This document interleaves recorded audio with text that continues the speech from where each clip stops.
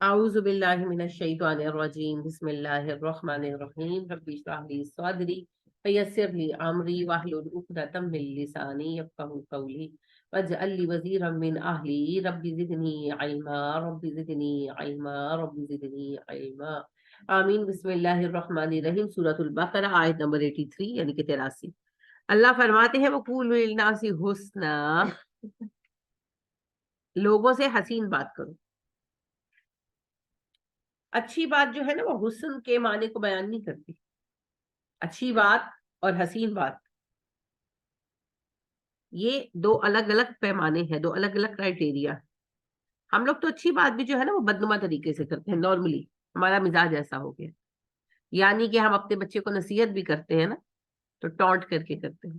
Normal بات ہے، چھوٹے بچے ہیں، کھیل رہا ہے، آپ اس کو کہتے ہیں یہ مت کرو گر جاؤ گے، وہ نہیں سنتا، بچہ ہے، پھر وہ گر جاتا ہے تو ہم کہتے ہیں اب پتا چلا، منع کر رہی تھی نا۔ اب بات تو اچھی ہے، بات تو واقعی اچھی ہے، لیکن کہنے کا طریقہ اچھا نہیں ہے۔ تو اچھی بات نہیں، صرف اچھی بات کو بھی عمدگی سے کہو، عمدگی سے کہو، یہ عمدگی ہونی چاہیے، عمدہ طریقے سے جو بات دل میں جائے، جس کو سن کر اگلے کو آسانی محسوس ہو، اگلے کو اچھا لگے۔ باتیں تو وہی ہیں زندگی میں، سبھی کی گھوم پھر کر وہی باتیں، وہی چار مسئلے ہیں، وہی چار چیزیں ہیں، بس بات کہنے کا ڈھنگ ہوتا ہے کہ آپ کیسے کسی کو بات کہہ رہے ہیں، ہے نا؟ یعنی فرض کریں کہ دال میں سے کنکر نکل آیا تو اب کہنا ہی ہے نا، تو نارملی کیسے کہا جاتا ہے تیری اکھا نہیں تن دسدا نہیں، اسی طرح کی باتیں ہوتی ہیں۔ تو چھوٹی سی بات ایک بڑا مسئلہ بنتی ہے۔ اسی بات کو اچھے طریقے سے بھی کہا جا سکتا ہے، کسی بھی اچھے انداز میں، کہ اگلے کو انسلٹ فیل نہ ہو، اگلا اپنے آپ کو ڈیگریڈ فیل نہ کرے۔ تو دنیا کی باتوں میں بھی یہی اصول ہے، کیونکہ اللہ نے کہا وقول للناسی، سارے انسانوں کے ساتھ۔ اب سارے انسانوں میں ایک تو وہ لوگ ہیں جو ہمارے رشتہ دار ہیں، ہمارے عزیز ہیں، ساتھی، اور دوسرے جو ہمارے سب آرڈینیٹس ہیں، ہمارے ملازم ہیں، کالجوں میں، آفیسز میں ہمارے ماتحت ہیں، جابس کے سلسلے میں۔ اب ان لوگوں کے ساتھ بھی بات اچھی طرح کی جائے گی۔ اکثر لوگوں کو میں نے یہ دیکھا ہے، اور یہ بڑی کامن بات ہے، کہ آپس میں بات کرتے ہیں تو نرمی سے کرتے ہیں، اور جیسے ہی ملازم سے بات کرتے ہیں ان کی ٹون چینج ہو جاتی ہے۔ اچھا، یہ ہمارا گمان ہی ہے کہ اگر ہم چیخیں گے چلائیں گے تو ملازم کام اچھا کرے گا، جنہیں نہیں کرنا انہیں نہیں کرنا، آپ جتنا چاہے چیخ چلا لیں۔ بھائی کو جب ہم چیختے چلاتے ہیں نا تو وہ پھر غصہ جا کے ہمارے کاموں پہ نکالتے ہیں۔ کیا کر لیں گے اگر وہ آپ کا برتن توڑ دے گا؟ تھوڑا سا اور چیخ لیں گے آپ۔ کیا کر لیں گے اگر وہ آپ کا کھانا خراب کر دے گا؟ تھوڑا سا اور چیخ لیں گے۔ تو آپ تو پہلے ہی چیخ رہے ہیں، اس پر اس سے کیا فرق پڑتا ہے؟ تو وہ پھر اور تنگ کرتے ہیں۔ اکاؤنٹیبلٹی ہو بالکل، لیکن وہی بات آپ محبت سے بھی کہہ سکتے ہیں۔ یعنی کہ اگر کام کر کر کے میرا بیٹا آیا ہے اور وہ تھکا ہوا ہے، وہ ڈرائیو کر کے آیا ہے، میں کہتی ہوں کہ ابھی ڈرائیو کر کے آیا ہے، تھکا ہوا ہے، تھوڑی دیر بعد اس کو کام کہوں گی، یا میں نرمی سے بات کروں۔ اپنی بہوؤں کو بھی ہم تلقین کرتے ہیں کہ ابھی تو تھکا ہوا ہے، تھوڑی آرام سے بات کرو، تھکن کی وجہ سے اس کا موڈ خراب ہوگا۔ تو جو میرا ڈرائیور ہے وہ بھی تو تھکا ہوا ہے، تو پھر اس سے بھی نرمی سے بات ہونی چاہیے، کیونکہ مسائل کا حل جو ہے وہ چیخنے چلانے سے نہیں نکلے گا۔ بچوں کے ساتھ بھی ہمارا یہی معاملہ ہے۔ ہم سب کو یہ پریشانی ہے کہ بچے چیختے ہیں، ہم سبھی کو ہے۔ کیوں چیختے ہیں بچے؟ پیدائشی تو نہیں چیختے تھے، جب چھوٹا ہوتا ہے بچہ تب تو نہیں چیختا، تب تو کوئی اونچا بولتا ہے تو بچہ ڈر جاتا، اس کا رنگ اڑ جاتا، روتے ہیں بچے۔ پھر وہ سٹیج آتا ہے جب وہ چیخنا شروع کر دیتے ہیں، وہ ہم سے سیکھتے ہیں۔ وہ دیکھتے ہیں کہ ماں کو غصہ آتا ہے ماں چیختی ہے، باپ کو غصہ آتا ہے باپ چیختا ہے، دادی کو غصہ آتا ہے دادی چیختی ہے، نانی کو غصہ آتا ہے نانی چیختی ہے۔ یعنی کہ جس کو غصہ آتا ہے وہ چیختا ہے، تو شاید غصہ شو کرنے کا طریقہ ہے چیخنا، وہ بھی چیخنا شروع کر دیتے۔ سکھایا نا ہم نے، اللہ نے اس کو بلٹ ان ایسا نہیں پیدا کیا تھا۔ لہذا ہم ان کو خراب کر رہے ہوتے۔ اب جو غلطی بچے نے کرنی تھی وہ تو کر دی، فرض करने कोई चीज तोड़ दी, कुछ गिरा दिया, अब वो तो हो गया, चीखने से संभल तो नहीं जाएगा। बेहतर है कि उसको अपने साथ लगाए कि चलो बेटे अब इसको क्लीन अप करते हैं, देखो ये हुआ ना, आइंदा नहीं करना, समझा दे बस। और नरमी की कही हुई बात ज्यादा असर करती है। बात अच्छी भी हो और बात सही तरह से कही भी जाए, बात कहने का ढंग, ये बहुत इंपॉर्टेंट है। नबी करीम सल्लल्लाहु अलैहि वसल्लम ने फरमाया, लोगों में तुम्हें बताऊं, जन्नत में सबसे आसानी से ले जाने वाली चीज कौन सी है? और रिफ्क, नरमी। किस में नरमी चाहिए? तकियों में, सीटों में? कौन सी नरमी? लहजे की नरमी भाई। बात करो तो आसानी से बात करो, नर्म बात करो, आपका रवैया नर्म होना चाहिए, लोग आपसे बात कर सके, ये मुश्किल महसूस ना हो कि इससे बात कैसे करेंगे। और वजाहत भी की आपने, आपने फरमाया अल्लाह सुब्हानहू तआला जिस घर पर और उसके रहने वालों पर रहम करने का फैसला करते हैं, उनके दिलों में नरमी उतार देते हैं, उनके दिल नर्म हो जाते हैं, फिर वो एक दूसरे के साथ अपनी बातों में, अपने रवैयों में नर्म हो जाते हैं।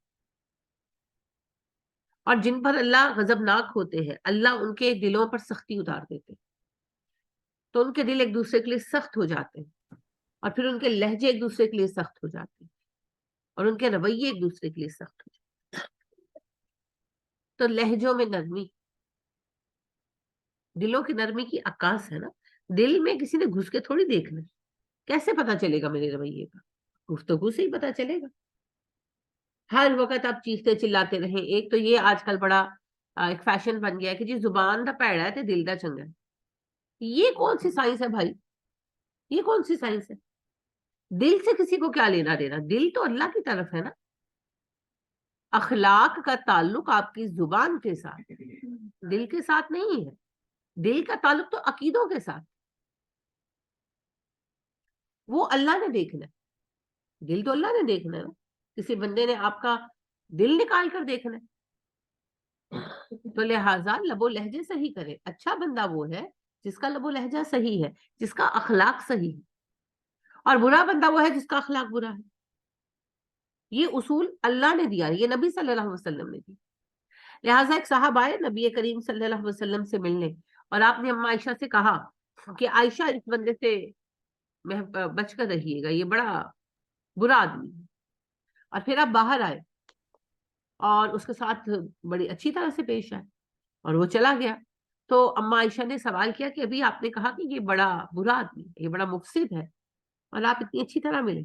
आपने कहा आयशा मेरी उम्मत का सबसे बदबख्त आदमी वो है जिसकी जुबान के खौफ से लोग उसके साथ खुशअस्लूबी से पेश आए, कि बाद में बदनाम करेगा या बदतमीजी करेगा मेरे साथ, तो इसको ऐसे डील करो कि ये बदतमीजी ना करे। ठीक है।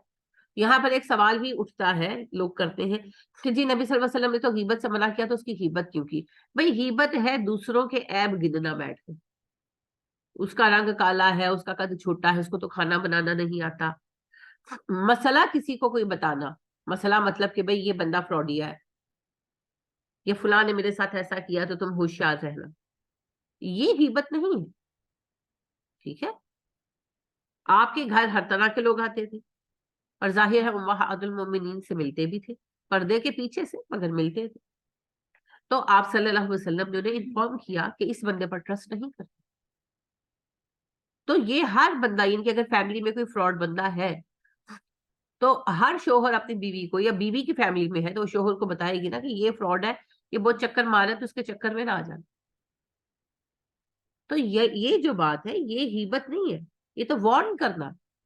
वो तो फिर आप पुलिस को भी कहेंगे कि वो गीबतें कर रही है, वो भी तो बायोडेटा बना रहे होते ना मुजरिम का बैठकर। तो गीबत है बिला वजह लोगों के ऐप निकालना बैठकर, कमियां सब में है। तो दूसरों की कमियां बैठकर आपस में डिस्कस करना कि फलाना तो यूं है, उसकी नाक देखी है, उसकी आंख देखी है, उसको तो घर चलाना नहीं आता, उसको तो खाना पकाना नहीं आता, ये बातें बिला वजह बैठकर कर रहे हैं, ये गीबत, ये हराम है। लेकिन किसी को किसी बात से वार्न करना, और वो भी सबब से, वो गीबत नहीं है। ठीक है। تو آپ صلی اللہ علیہ وآلہ وسلم نے بھی اس بات کو واضح کی. آپ صلی اللہ علیہ وآلہ وسلم سے ایک صحابی نے سوال کیا, اللہ کے نبی صلی اللہ علیہ وسلم آپ کسی چیز سے ڈرتے ہیں؟ آپ نے کہا ہاں, اپنی زبان سے. صحابی حیران ہوئے, کہنے لگے اللہ کے نبی صلی اللہ علیہ وسلم ہم اپنی زبان کی باتوں سے بھی پکڑے جائیں گے؟ آپ صلی اللہ علیہ وسلم نے فرمایا زبان کی وجہ سے تو لوگ اوندھے منہ جہنم میں گرائے جائیں.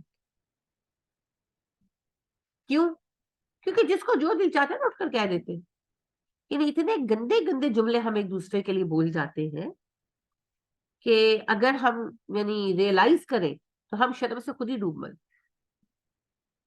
بہت سخت اور بہت برے جملے, اور ایک دوسرے کو ہم بہت کچھ کہہ دیتے. اگر آپ کسی کے بارے میں کوئی حقیقت بھی بیان کر رہے ہیں نا کسی ریزن سے, یعنی کہ آپ کا وہ ریزن ہے بتانے کی, اس لیے آپ بتا رہے ہیں, تو بھی الفاظ اچھے استعمال کریں. یعنی جیسے فرض کریں کہ مسٹر ایک کا کزن ہے, وہ ٹھگ گیا, وہ پیسے اینٹ لیتا ہے, اس سے مسٹر اے سے بھی اینٹ لیے. اب وہ مسٹر اے کے بھائی کو, مسٹر بی کو کہہ رہا ہے کہ بھی کاروبار میں پیسے لگاؤ, یوں ہوگا وہ ہوگا. لیٹ سپوز آپ مسٹر اے کو پتا چلتا ہے تو اپنے بھائی کو وارن کرتے ہیں, تو بس اتنا ہی وارن کریں کہ اس نے میرے ساتھ ایسا فراڈ کیا اور یہ اس کا ٹریک ریکارڈ ہے, تو آپ اس پر ٹرسٹ نہ کریں. بس اتنا ہی. اب یہ نہیں کہ فلانے دا پتر, یہ فلانا, ایسا ویسا, گالی گلوچ نہیں, یہ بتانا یہ آپ کا کام نہیں ہے کہ وہ حلال کا ہے کہ وہ حرام کا ہے, یہ آپ نے نہیں بتانا. یہی کرتے نا غصے میں, سب سے پہلے گالیاں, 10 گالیاں. اور کن کو گالیاں دے رہے ہیں؟ باپ آپ کو, ان کے بہنوں کو, بیویوں کو. ان بیچاریوں کا تو بیچ میں قصور بھی کوئی نہیں, اور آپ کو پتا ہے گالی دینا حرام. یہ مسئلہ میرے اخلاق پر آ جاتا ہے. یعنی اگر مجھے غصہ آیا اور میں نے گالیاں دی تو منافق کون ہے؟ میں. وہ تو ٹھگ گئے, میں کون ہوں؟ منافق.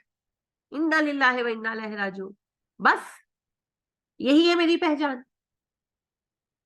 نبی کریم صلی اللہ علیہ وسلم سے زیادہ بھی کوئی ستایا گیا, مگر آپ صلی اللہ علیہ وسلم نے تو کبھی کسی کو گالی نہیں دی, کبھی نہیں دی, کبھی نہیں دی. تو آپ کو کوئی بری بات بھی مجبوراً کسی کو بتانی ہے. پہلی بات تو یہ کہ کسی کا ایپ کھولا نہیں جائے گا. یعنی ایک تو ایسے ایوب ہوتے ہیں نا جو ویسے ہی اخلاقی ہوتے ہیں, ان سے کسی کا کوئی فائدہ کوئی نقصان نہیں ہوتا.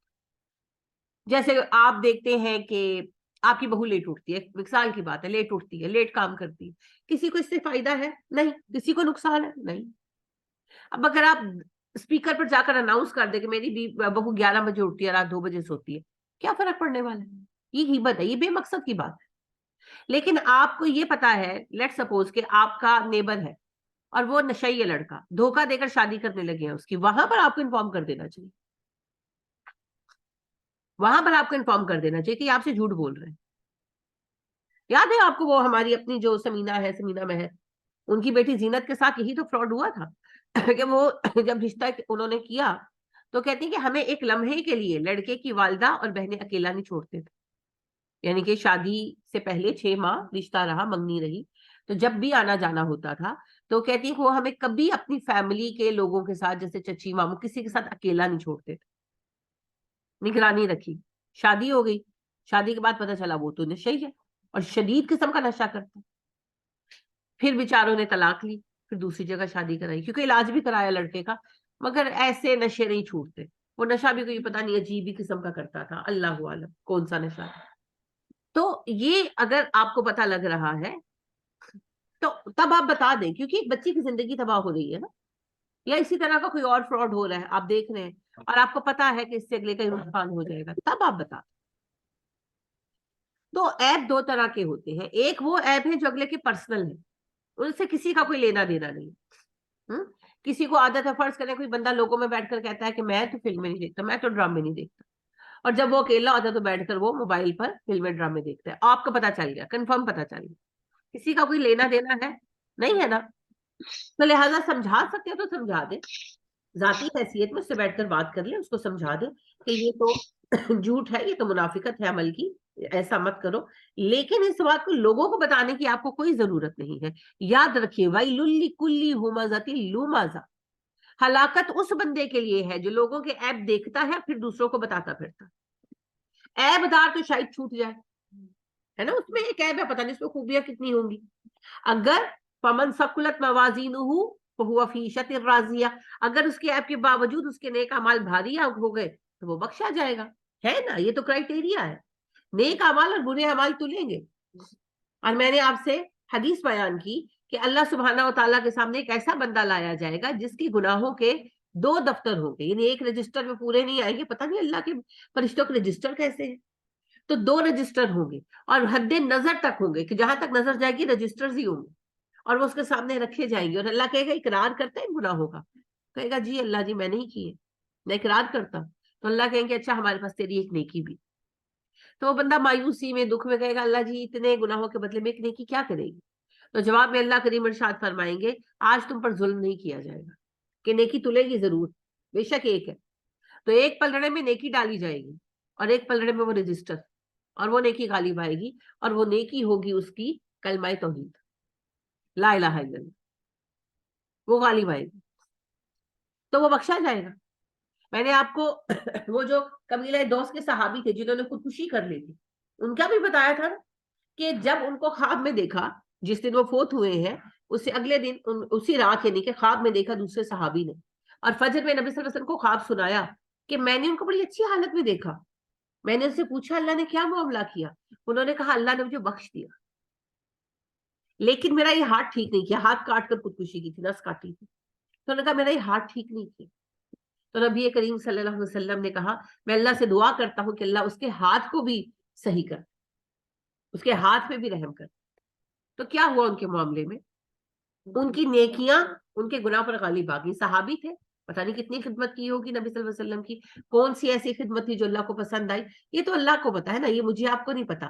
لیکن ان کا اسلام لانا, اس وقت میں نبی صلی اللہ علیہ وسلم کی خدمت میں رہنا, ان کے نیک اعمال ان کی اس گناہ پر, گناہ کبیرہ ہے خودکشی کرنا, مگر اس گناہ پر غالب آ گئے, اور ان کو وہ سزا نہیں ملی جو سزا ہے. کیا ہے وہ سزا؟ قیامت تک. ہاں جی, قبر میں وہ بار بار اسی طریقے سے خودکشی کرتا رہے گا, قیامت تک اسے یہ سزا ملے گی. پھر قیامت کے دن آگے فیصلے ہوں گے, اللہ کو پتا ہے کیا. تو آپ دیکھیں کہ ان کو اللہ نے اس سزا سے بھی بچا لیا, وہ عذاب قبر سے بھی بچ گئے. تو اگر بنیادی اصول پھر کیا ہوا, فمن ثقلت موازینہ فہو فی عیشۃ راضیہ, جس کے نیک اعمال بھاری ہو گئے وہ من پسند زندگی گزارے گا. ومن خفت موازینہ فامہ ہاویہ, جس کے نیک اعمال ہلکے پڑ گئے وہ جہنم میں جائے. اور اعمال کو سب سے زیادہ کھانے والی چیز نا زبان ہے. سب سے پہلے تو جتانا, جتانا, کوئی نیک کام کیا جتانا, میں تیرے لیے اے کیتا, میں تیرے, میوں کو ہی جتاتے رہتے. سیریسلی میں مذاق نہیں کر رہی. زیادہ تر یہ مرد خواتین میں ہے, اب مردوں میں بھی آ گیا ہے, لیکن زیادہ تر خواتین میں ہے. میں تیرے لیے, میں اپنا کارڈ چھڈیا, میں اتھے آئی, میں تیری ماں دی گلاں سنیا, میں اے کیتا. بھائی کر لیا نا, نیکی ہے, نیکی کو نیکی سمجھ کر کرے, مجبوری سمجھ کر نہ کرے. ہم سمجھتے ہیں مجبوری کہ بھائی یعنی کہ بہویں صبر کرتی ہیں, نہیں, جبر کرتی ہیں. ان کو پتا ہوتا ہے کہ اگر ساس سے بنائیں گے نہیں تو بس نہیں سکیں, تو بسنا ہے, مجبوری ہے, ساس کی سن لو چپ کر کے. اگر صبر کرے نا تو اس کو نیکی سمجھ کر کرے. صبر کیا ہے؟ صبر یہ ہے میں اللہ کی رضا کے لیے خاموش ہوں. جب میں اللہ کی رضا پر کے لیے خاموش ہوں تو نہ ساس پر احسان ہے نہ میاں پر احسان. لیکن میں نے تو صبر کیا نہیں نا, میں نے تو جبر کیا, میں مجبور تھی. جبر کیا ہے؟ مجبوری کی وجہ سے چپ ہو جاؤ. میں مجبور ہوں, ابھی میں بیاہ کرائی ہوں, ابھی میرا بس نہیں چل رہا, ابھی میری ساس تگڑی ہے. ایک دن تو میرا آئے گا, کیا 100 دن ساس کے تو ایک دن بہو کا, وہ ایک دن آئے گا. Let's wait for that day. وہ انگریزی کہاوت ہے, every dog has a day, ہر کتے کا دن آتا ہے.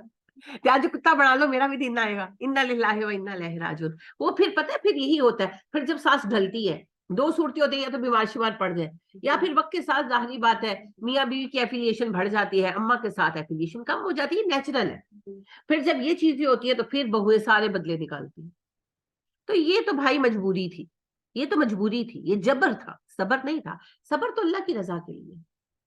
صبر دیکھنا ہے تو نبی اکرم صلی اللہ علیہ وسلم کو دیکھ لیجئے، آپ صلی اللہ علیہ وسلم کی بیوی اما عائشہ صدیقہ رضی اللہ تعالیٰ عنہ پر الزام لگایا عبداللہ بن ابی نے، آپ کو پتا تھا جھوٹا الزام ہے، آپ یعنی کہ آپ کا گمان تھا، پتہ سے مراد میں علم غیب کی بات نہیں کر رہی، وہ تو نہیں تھا آپ کو، آپ پریشان رہے، 1 مہینہ تکلیف بھی کاٹی، آپ کا دل جھکتا تھا اماں کی طرف اور پھر شک آتا تھا نیچرلی، پھر اللہ نے آیات برات اتار دی، آپ صلی اللہ علیہ وسلم نے اسے اتنا بھی نہیں کہا، جسے ہم پنجابی میں کہتے ہیں نا فٹے منہ، یہ سب سے ہلکی بات ہے نا، فٹے منہ بھی نہیں کہا، کچھ بھی نہیں کہا، رویہ بھی نہیں بدلا، رویہ بدلا، رویہ بھی نہیں بدلا، وہ پہلے بھی آپ کی محفلوں میں آتا تھا، وہ اب بھی آپ کی محفلوں میں آتا تھا، مرتے دم تک آتا رہا، آپ کے قتل کی سازش کی اس نے غزوہ تبوک سے واپسی پر، اللہ نے خود بتایا، کچھ کہا آپ نے اسے؟ کچھ نہیں کہا، کچھ بھی نہیں کہا۔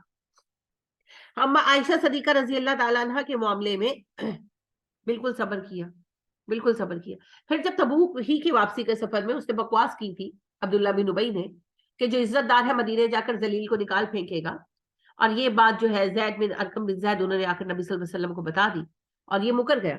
پھر سورہ منافقون آئی، سورہ منافقون آئی تو خود عبداللہ بن ابی کا بیٹا جو صحیح معنوں میں سچے مسلمان تھے، حباب نام تھا، پھر نبی صلی اللہ علیہ وسلم نے بدل کر عبداللہ کر دیا، تو وہ جو ہے وہ مدینے کے دروازے پر عبداللہ بن ابی جو ہے وہ باہر گیا ہوا تھا کسی کام سے، کام کیا اس کے نا چکلا تھا، یعنی کہ وہ عورتوں سے جسم فروشی کراتا تھا، کنیزیں خریدتا تھا اور ان سے جسم فروشی کراتا تھا، تو مدینے سے باہر تھا اس کا کاروبار، تو اپنے کام پہ گیا ہوا تھا، تو وہ تلوار لے کر دروازے پہ کھڑے ہو گئے، انہوں نے کہا آج تو اس کم بخت کو میں قتل کر دوں، آج نہیں چھوڑوں، تو آپ صلی اللہ علیہ وآلہ وسلم نے پھر حکم دے کر واپس بلوایا، منع کیا، انہوں نے کہا اللہ کے نبی صلی اللہ علیہ وسلم یہ آپ کا دشمن ہے، یہ اللہ کا دشمن ہے، میں نہیں چھوڑوں گا، آپ نے کہا نہیں، آپ ایسا کریں گے تو لوگ کہیں گے محمد بیٹوں سے باپ کا قتل کرواتا ہے صلی اللہ علیہ وسلم، ڈونٹ ڈو دس، آپ نے نہیں کر، اور اپنے باپ کے ساتھ حسن سلوک کر۔ آپ دیکھیے نبی کریم صلی اللہ علیہ وآلہ وسلم سے زیادہ عزت والا کون ہے، اور آپ صلی اللہ علیہ وسلم سے زیادہ حق کس کا ہے انسانوں میں؟ اللہ کے بعد ہم پر سب سے زیادہ حق ہمارے نبی صلی اللہ علیہ وسلم کا، مگر آپ صلی اللہ علیہ وسلم کو نظر آ رہا تھا، اللہ نے بتا دیا تھا منافق ہے، مگر آپ صلی اللہ علیہ وسلم نے کبھی بھی کچھ کہا؟ اچھا آپ نے حذیفہ بن یمان رضی اللہ تعالیٰ عنہ کو 14 منافقوں کے نام بتائے تھے، کبھی ان 14 میں سے ایک کا بھی آپ نے پردہ فاش کیا، ان کے ساتھ رویہ بدلا؟ نہیں بدلا۔ ہمارا یہی تو امتحان ہے، اصل میں امتحان اس کا ہو رہا ہے جس پر بیت رہی، اگلا کیا کر رہا ہے یہ اس کا مسئلہ ہے، وہ منافق ہے، وہ ظالم ہے، امتحان تو میرا ہے، اگر میں گالیاں دینے لگتی ہوں غصے میں تو منافق میں، اگر میں یعنی کہ ان کے لیول پر آ کر ان کی طرح کی حرکتیں کرنے لگتی ہوں تو مجھ میں ان میں فرق ہی کوئی نہیں، مجھے اپنا لیول رکھنا، اور میرا لیول ہے ایک مومن کا، یعنی میں کلیم کرتی ہوں، تو ایک مومن کا کام یہ ہے کہ صبر سے کام ہے، ٹھیک ہے انہیں کارنر کر دو لیکن ان کے لیول پر نہیں آنا، ان جیسا نہیں ہونا، کیونکہ ہم ان جیسے نہیں، یہ ہمارا دعویٰ ہے نا، تو ہمیں اس دعوے پر پھر کھڑا ہو۔ زبان کی حفاظت سب سے مشکل چیز ہے، یہ سب سے مشکل چیز، لہٰذا نبی کریم صلی اللہ علیہ وسلم نے فرمایا، اللہ اکبر، آپ کہتے ہیں انسان اپنی زبان سے ایک بات کہتا ہے اور وہ جہنم میں 70 سال کی مسافت کے برابر نیچے گرا دیا جاتا ہے اور اسے پتا بھی نہیں ہوتا، اور انسان اپنی زبان سے ایک بات کہتا ہے اور 70 سال کے سفر کے برابر اس کے جنت کے درجات بلند کر دیے جاتے ہیں اور اسے پتا بھی نہیں ہوتا۔ تو زبان کا استعمال سوچ سمجھ کر، یہ بڑی اہم بات ہے۔ نبی کریم صلی اللہ علیہ وآلہ وسلم نے فرمایا، اور یہ حدیث جو ہے عبداللہ بن عمر بن العاص رضی اللہ تعالیٰ عنہ جو ہے وہ روایت کرتے ہیں کہ نبی کریم صلی اللہ علیہ وسلم نے فرمایا، جو بھی اللہ پر اور آخرت پر ایمان رکھتا ہے اسے چاہیے یا تو اچھی بات کہے یا خاموش رہے، یعنی ایمان کا تقاضا ہے نا یہ، جو ایسا نہیں کرتا وہ ایمان کا دعویٰ کرے مگر اس کی ایمان کا لیول بہت کم ہے، کیونکہ نبی صلی اللہ علیہ وسلم نے کہا من آمن باللہ وبالیوم الآخر، جو اللہ پر اور آخرت پر ایمان رکھتا ہے، تو جو نہیں رکھتا پھر وہ نہ کرے نا، تو کیا مطلب ہے کہ جو اللہ پر اور آخرت پر ایمان رکھتا ہے، جو مومن ہے، اسے ہی کرنا ہے، یہ اس کا فریضہ ہے، یہ اس کی ڈیوٹی ہے، اب جو ڈیوٹی ادا نہیں کر رہا اس کے ایمان کی گارنٹی تو ختم ہوگی نا, لیول بہت کم ہو گیا. کیا یا تو اچھی بات کرے یا پھر چپ رہے. اگر اچھی بات نہیں کر سکتے چپ کر جائیں, بعض اوقات نہیں کر سکتے, ہوتا ہے ایسا, ہوتا ہے. بہت ساری زندگی میں ایسی چیزیں ہوتی ہیں. کوئی معاملہ ہے جس سے آپ کو بہت ناپسندیدگی ہے, فار ایگزامپل فیملی میں کسی کی شادی ہے, وہ مہندی بیٹھ کر پلان کر رہے ہیں, آپ نے سمجھایا نہ کرو, نہیں مان رہے. اب آپ کا رشتہ بھی ایسا ہے کہ آپ چھوڑ بھی نہیں سکتے. اب آپ کیا کریں گے؟ چپ کر جائیں کہ فساد ڈالنا ہے؟ بھائی وہ غلط کر رہے ہیں, وہ بھی دین میں فساد برپا کر رہے ہیں. آپ لڑائی ڈالیں گے, آپ بھی فساد ہی برپا کریں گے. تو فساد کرنا مقصود نہیں ہے, بلاغ مقصود ہے. آپ نے بتایا, سمجھایا, سب کیا, اگلا نہیں مانا. لیٹ سپوز کہ گھر میں ہی شادی ہے, نند کی شادی ہے, دیور کی شادی ہے, اب آپ چھوڑ کر بھی نہیں جا سکتے, آپ کیا کریں؟ آپ الگ رہیں, خاموش رہیں, آپ رسموں میں شریک نہ ہو. تو اچھی بات کرو یا چپ رہو, لڑائیاں نہیں ڈالنی. کسی بندے کی بات ہو رہی ہے, فرض کریں اس کی تعریف ہو رہی ہے, آپ کو اس بندے کے بارے میں رائے اچھی نہیں ہے, چپ رہو. تب تک کسی کی برائی کرنے کی ضرورت نہیں ہے جب تک اس کی وجہ سے کسی کو نقصان نہیں ہو رہا, تب تک برائی کرنے کی ضرورت نہیں. ٹھیک ہے, ہاں کسی کو نقصان ہو رہا پھر ضرور بتاؤ, پھر بتانا ضروری ہے. یہ نہیں کہ پھر خاموش تماشائی بن کے بیٹھے رہے, جو ہو رہا جی ہوتا رہے سالوں کی, یہ تو بے حسی ہے. نبی کریم صلی اللہ علیہ وسلم نے فرمایا ما صمت نجا, جو چپ رہا وہ نجات پا گیا. کیا مطلب ہے اس بات کا؟ کہ غیر ضروری باتوں سے جو بچ گیا اس نے نجات پائی. جتنی بات ہوگی اتنا حساب ہوگا نا. اللہ سبحانہ و تعالی ارشاد فرماتے ہیں کہ تم منہ سے جو بھی لفظ نکالتے ہو اسے لکھنے کے لیے فرشتے مقرر کیے گئے ہیں جو تم پر پوری طرح سے نگران ہے اور تم پر گواہ ہے. کرامن کاتبین ہے نا, وہ لکھ رہے ہیں بیٹھ کر. ہمارا ایک ایک لفظ لکھتے ہیں, ایک ایک لفظ جو ہم منہ سے ادا کرتے, تو اس ایک ایک لفظ کا حساب دینا ہے. اور بڑا افسوس ہوتا ہے مجھے, یعنی کہ آپ دیکھیں کہ ٹھوکر لگی تو کیا کرتے ہیں؟ گالی. مرد خاص طور پر اتنی گندی ان لوگوں کو عادت پڑی ہوئی ہے, زیادہ تر لوگوں کو گالی, ماں کی, بہن کی گالی, استغفر اللہ. اور کس کو دے رہی ہے کہ اینٹ پتھر ٹھوکر لگ گئی ہے, دروازہ اٹک گیا, فون نہیں مل رہا, آواز نہیں صحیح آ رہی, کس کو گالی دے رہے ہو؟ ایکچولی کس کو دے رہے ہو؟ کسی کو بھی نہیں.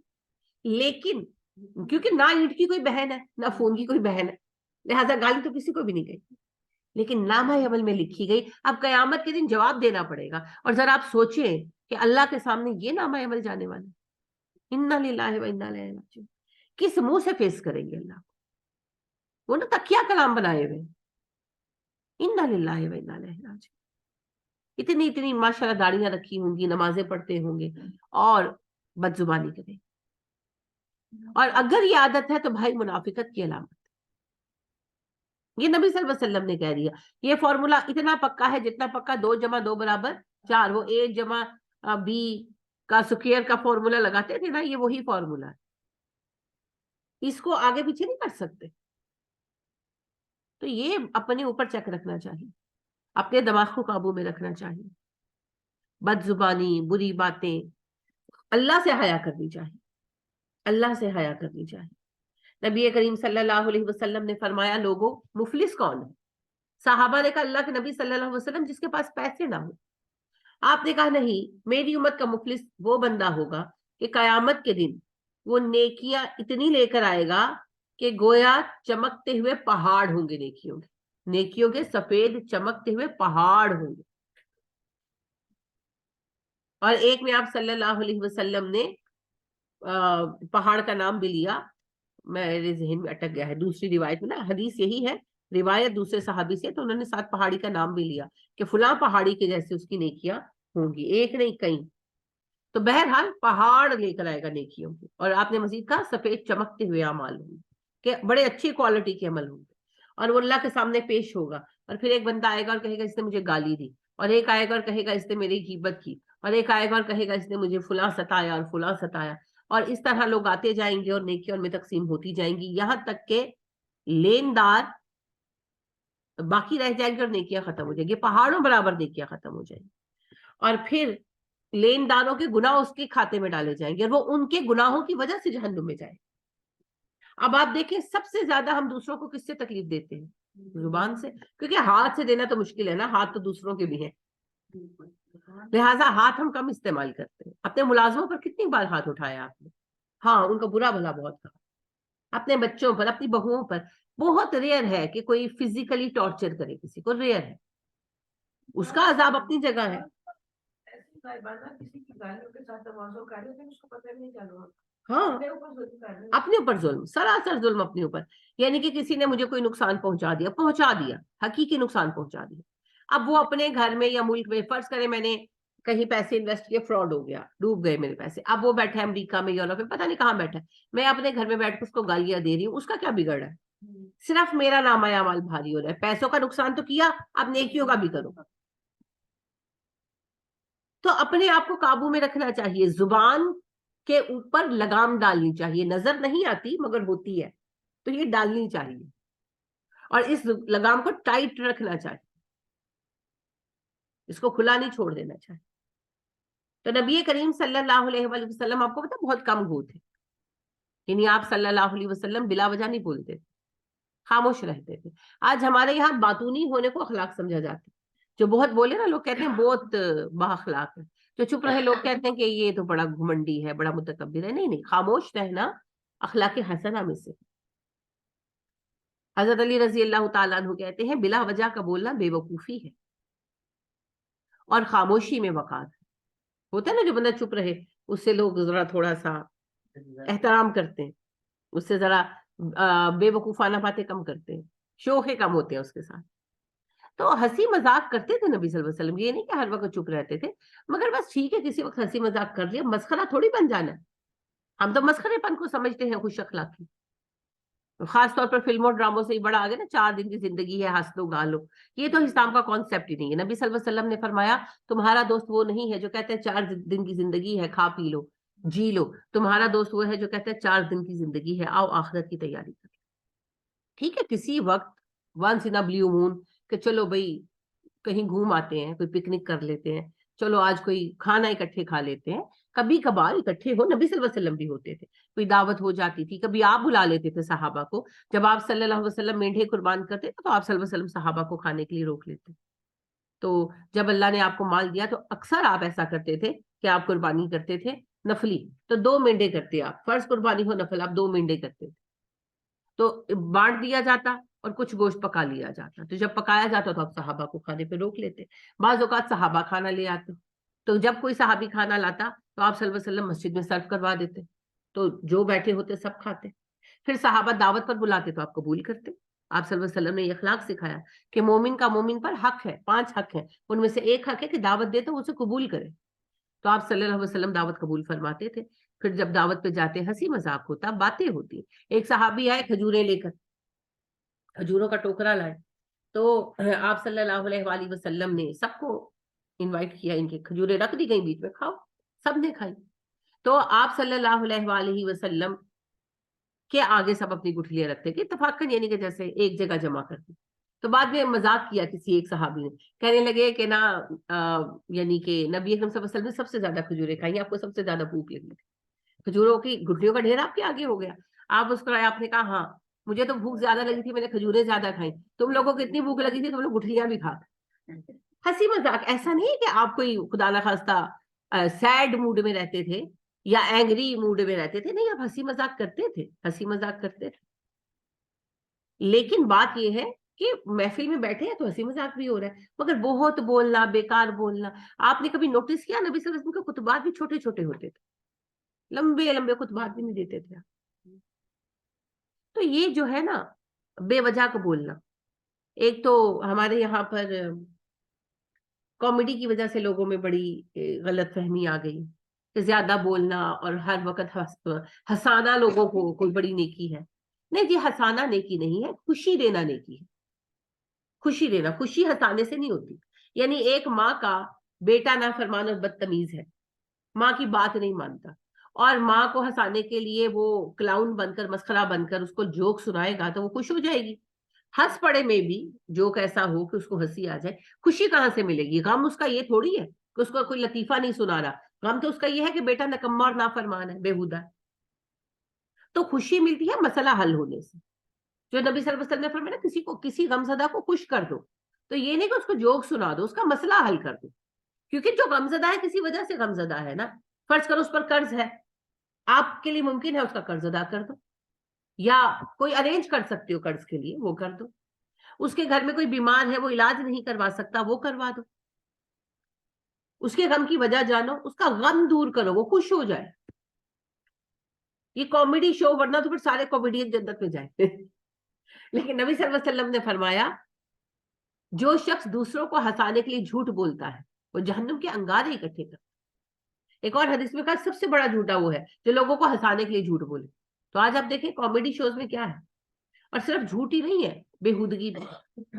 اور وہی بےہودگی نا عام باتوں میں بھی آ رہی ہے. ایک دوسرے پر جملے کسنا، ایک دوسرے کی باڈی پر جملے کسنا. کوئی موٹا ہے تو اس کا مذاق اڑا رہے ہیں، کوئی پتلا ہے تو اس کا مذاق اڑا رہے ہیں، کسی کا رنگ زیادہ سفید ہے تو اس کا مذاق کر رہے ہیں، کسی کا رنگ کالا ہے تو اس کا مذاق کر رہے ہیں. آپ کو پتہ ہے باڈی شیمنگ اسلام میں کتنا بڑا گناہ ہے. ہمارے انتہائی پڑھے لکھے لوگ بھی باڈی شیمنگ کو باڈی شیمنگ نہیں سمجھتے. 10 سال بعد ایک دوسرے کو ملیں گے تو کتنا موٹا ہو گیا ہے، تو فٹ بال بن گیا. کیا بےہودگی ہے. آپ کے گھر سے تو نہیں کھاتا. یہ بہت بری بات ہے، یہ بہت بری بات ہے. ہر کسی کا اپنا مسئلہ ہے. اگر آپ اس کے دوست کی حیثیت سے اس کو سمجھانا چاہتے ہیں، آپ کو لگتا ہے کہ موٹاپا یا دبلاپا اس کے لیے اچھا نہیں ہے، تو ویسے بات کریں نا، ریزنیبل وے سے. مذاق بنانے کا حق کسی کا نہیں ہے.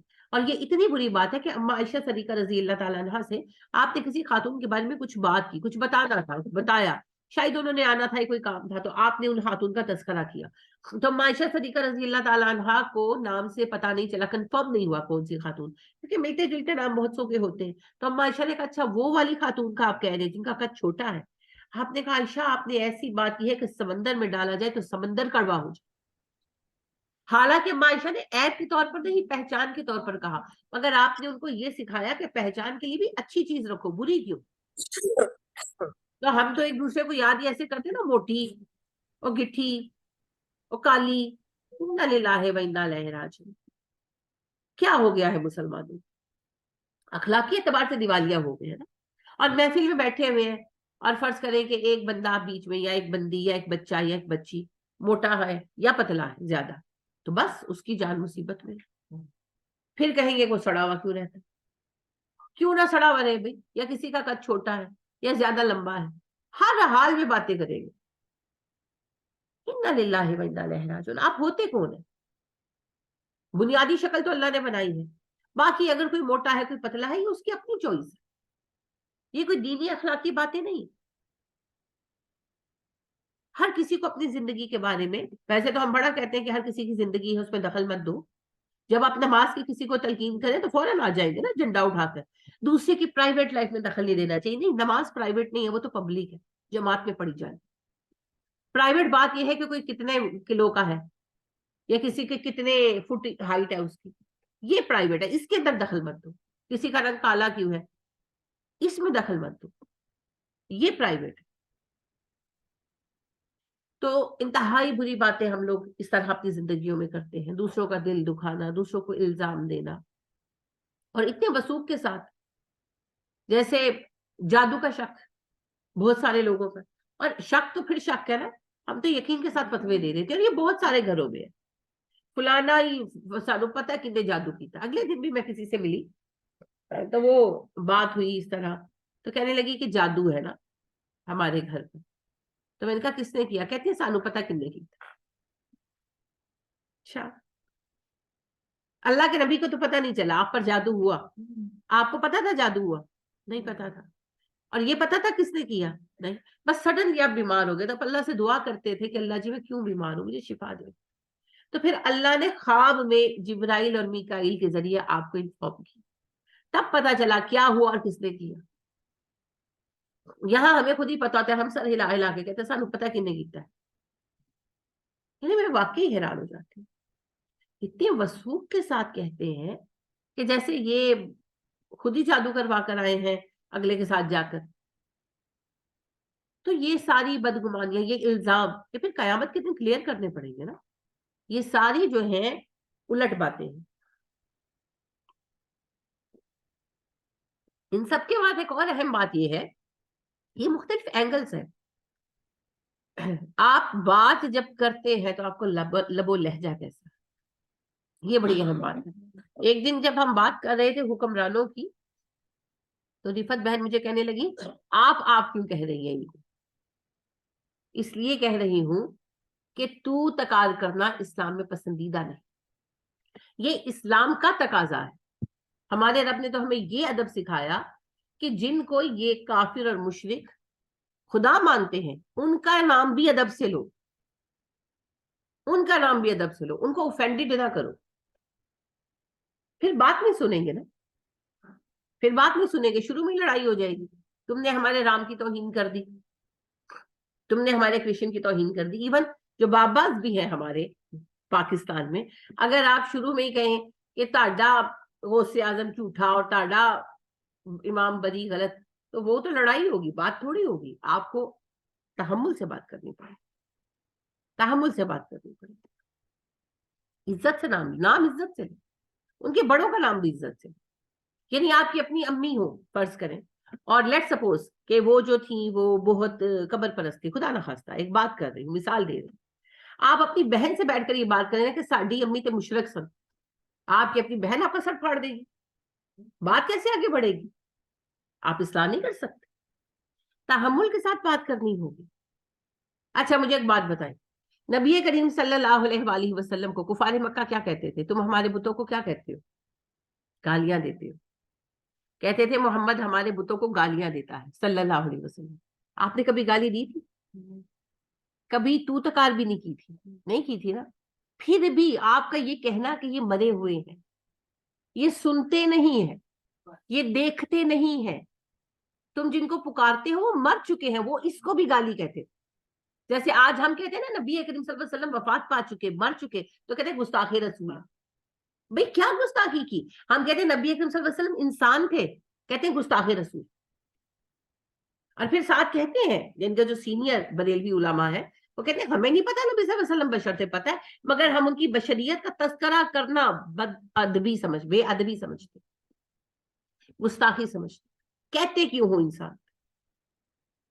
کیا ایسا کہنے میں کوئی گستاخی ہے؟ نہیں ہے، لیکن وہ کہتے ہیں. اسی طرح نبی کریم صلی اللہ علیہ وسلم صرف اتنا ہی کہتے تھے کہ یہ مر چکے ہیں انسان، اور جو تم نے لگا رکھے ہیں یہ بت ہیں، یہ تو کچھ بھی نہیں سنتے. وہ اس پر کہتے تھے محمد تو ہمارے خداؤں کو گالیاں دیتا ہے صلی اللہ علیہ وسلم. تو اگر آپ سخت لب و لہجہ اختیار کر لیں گے تو بات کون سنے گا؟ آپ نے دیکھا ڈاکٹر ذاکر نائک جو ہے اس وقت میں، اس عہد میں، میری نظر میں ان جیسا عالم برے صغیر میں کوئی نہیں. میرا یہ گمان ہے جتنا کام اللہ نے اس بندے سے لیا ہے کسی کو نصیب ہوتا.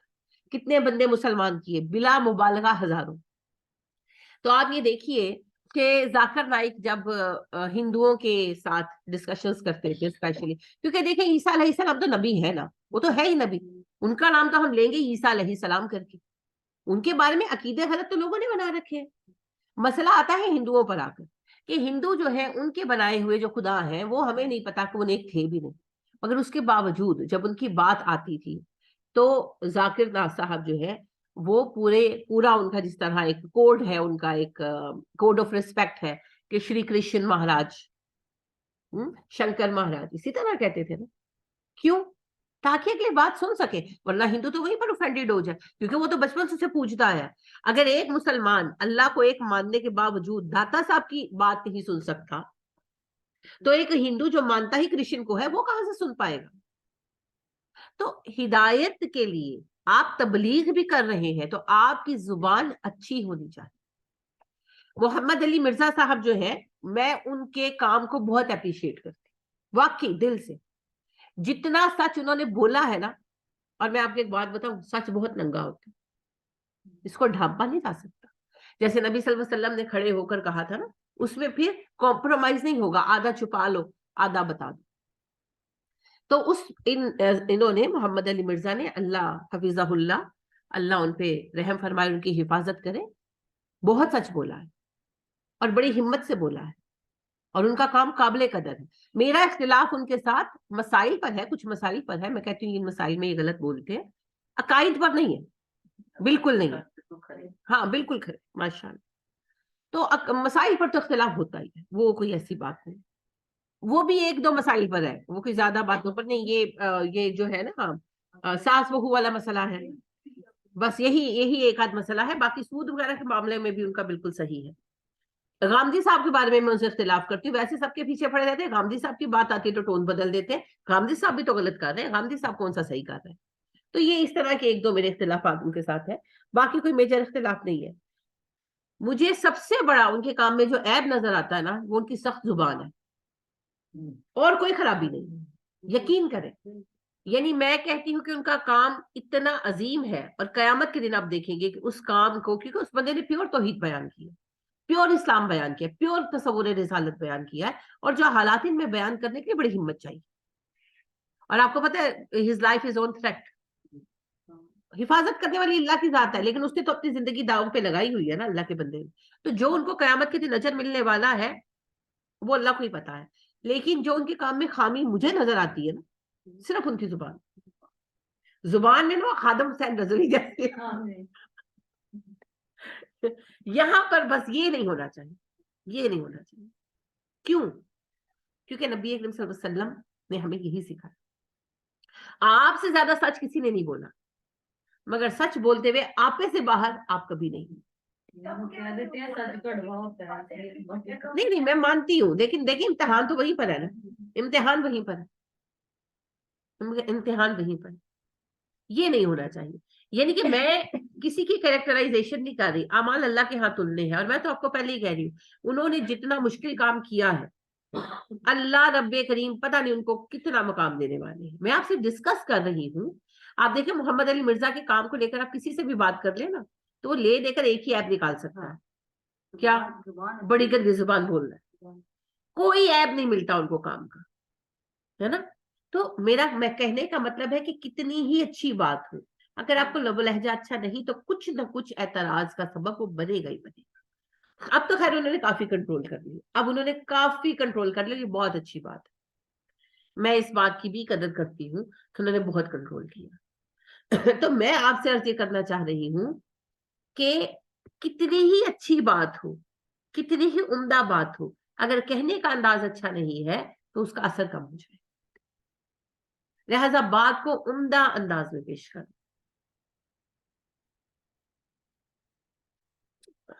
ایک اور اس وقت جو مثال ہے، وفات پا گئے ہیں، معاملہ اللہ کی طرف ہے ان کا، خادم حسین رضوی صاحب.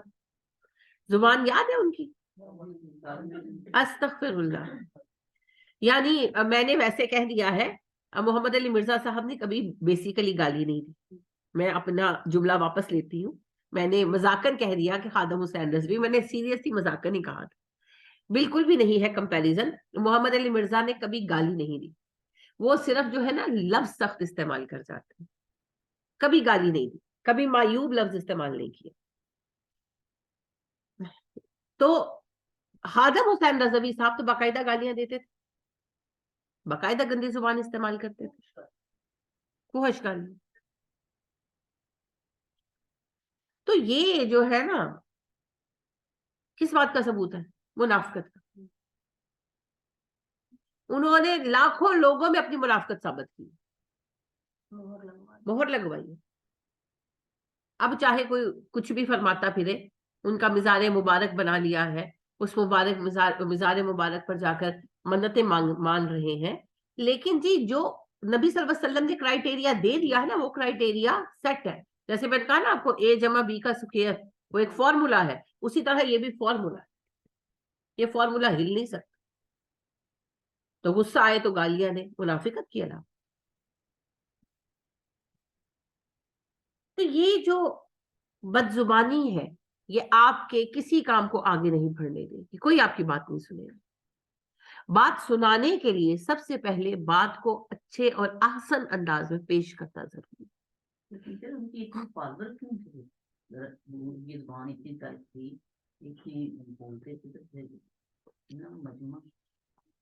کیونکہ جو مجمع ان کے گرد اکٹھا تھا نا، وہ جن کو برا سمجھتا ہے وہ انہیں کو گالیاں دیتے ہیں، یعنی کہ وہ ہمیں ہی گالیاں دیتے ہیں.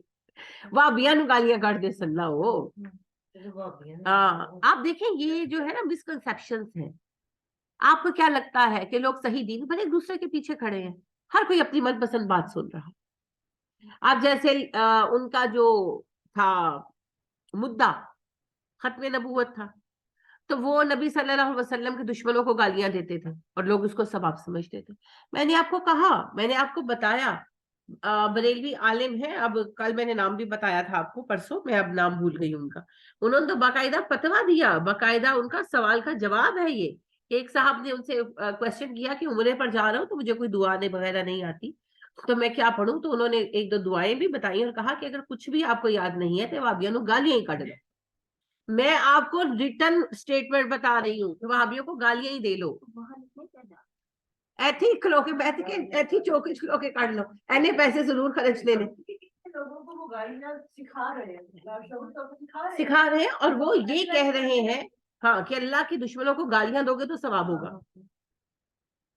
تو جہاں یہ مینٹالٹی ہے وہاں پر فالوورز تو ہو جائیں گے. آسان کام ہے, توحید پر قائم رہنا مشکل ہے, نبی صلی اللہ علیہ وسلم کی سنت پر قائم ہونا مشکل ہے. گالی دینا تو آسان ہے, اس میں کتنے پیسے لگتے ہیں. لہٰذا ذاکر نائک صاحب جو ہے ان پر ان لوگوں نے فتویٰ لگا دیا تھا, بڑا مسئلہ پیدا کیا تھا.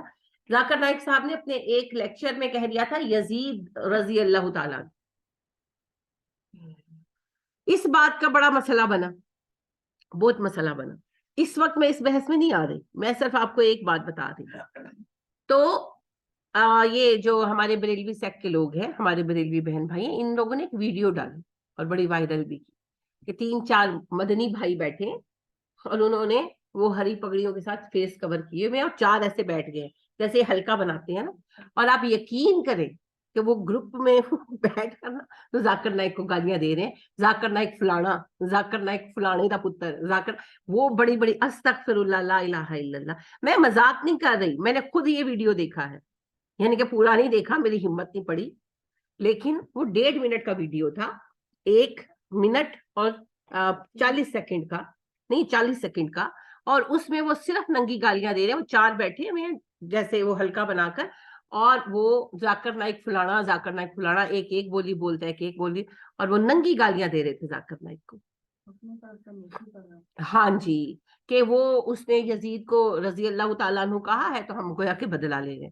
وہ اللہ کے بندو, فرض کریں کہ ذاکر نائک نے بہت بڑا گناہ عظیم کر دیا, تب بھی آپ کی ان گالیوں کا تو آپ کے اکاؤنٹ میں کھاتا کھل رہا ہے, ذاکر صاحب کو کیا فرق پڑے گا.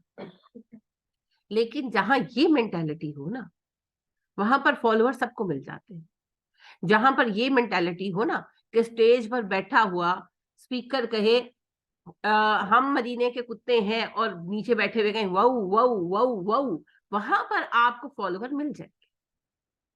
یعنی کہ بالوں سے بھرا ہوا بندہ, اتنی بڑی اس کی داڑھی. ایک تو وہ پہلے تھا نا ملتان میں بابا جو سہاگن بنے پھر رہا تھا, اب ایک نیا بابا لانچ ہوا ہے جی.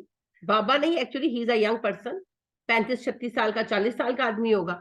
برچھا کا برچھا, لمبا چوڑا اونچا لمبا, اتنی اس کی داڑھی ہے, بال بھی اس کے کالے ہیں, داڑھی بھی کالی ہے, مونچھیں بھی ہیں, اور مونچھوں کے اوپر اس بے حیا نے نک پہنا ہوا ہے, ہاں ہاں, اور ٹکا لگایا ہوا ہے, اور جو ہے چوڑیاں سب پہنی, کانٹے بھی پہنے ہوں گے, وہ اس کی زلفوں شریف میں نظر ہی نہیں آئے, تو ہار بھی شاید پہنا ہوگا, داڑھی اتنی ہے وہ نظر نہیں آیا.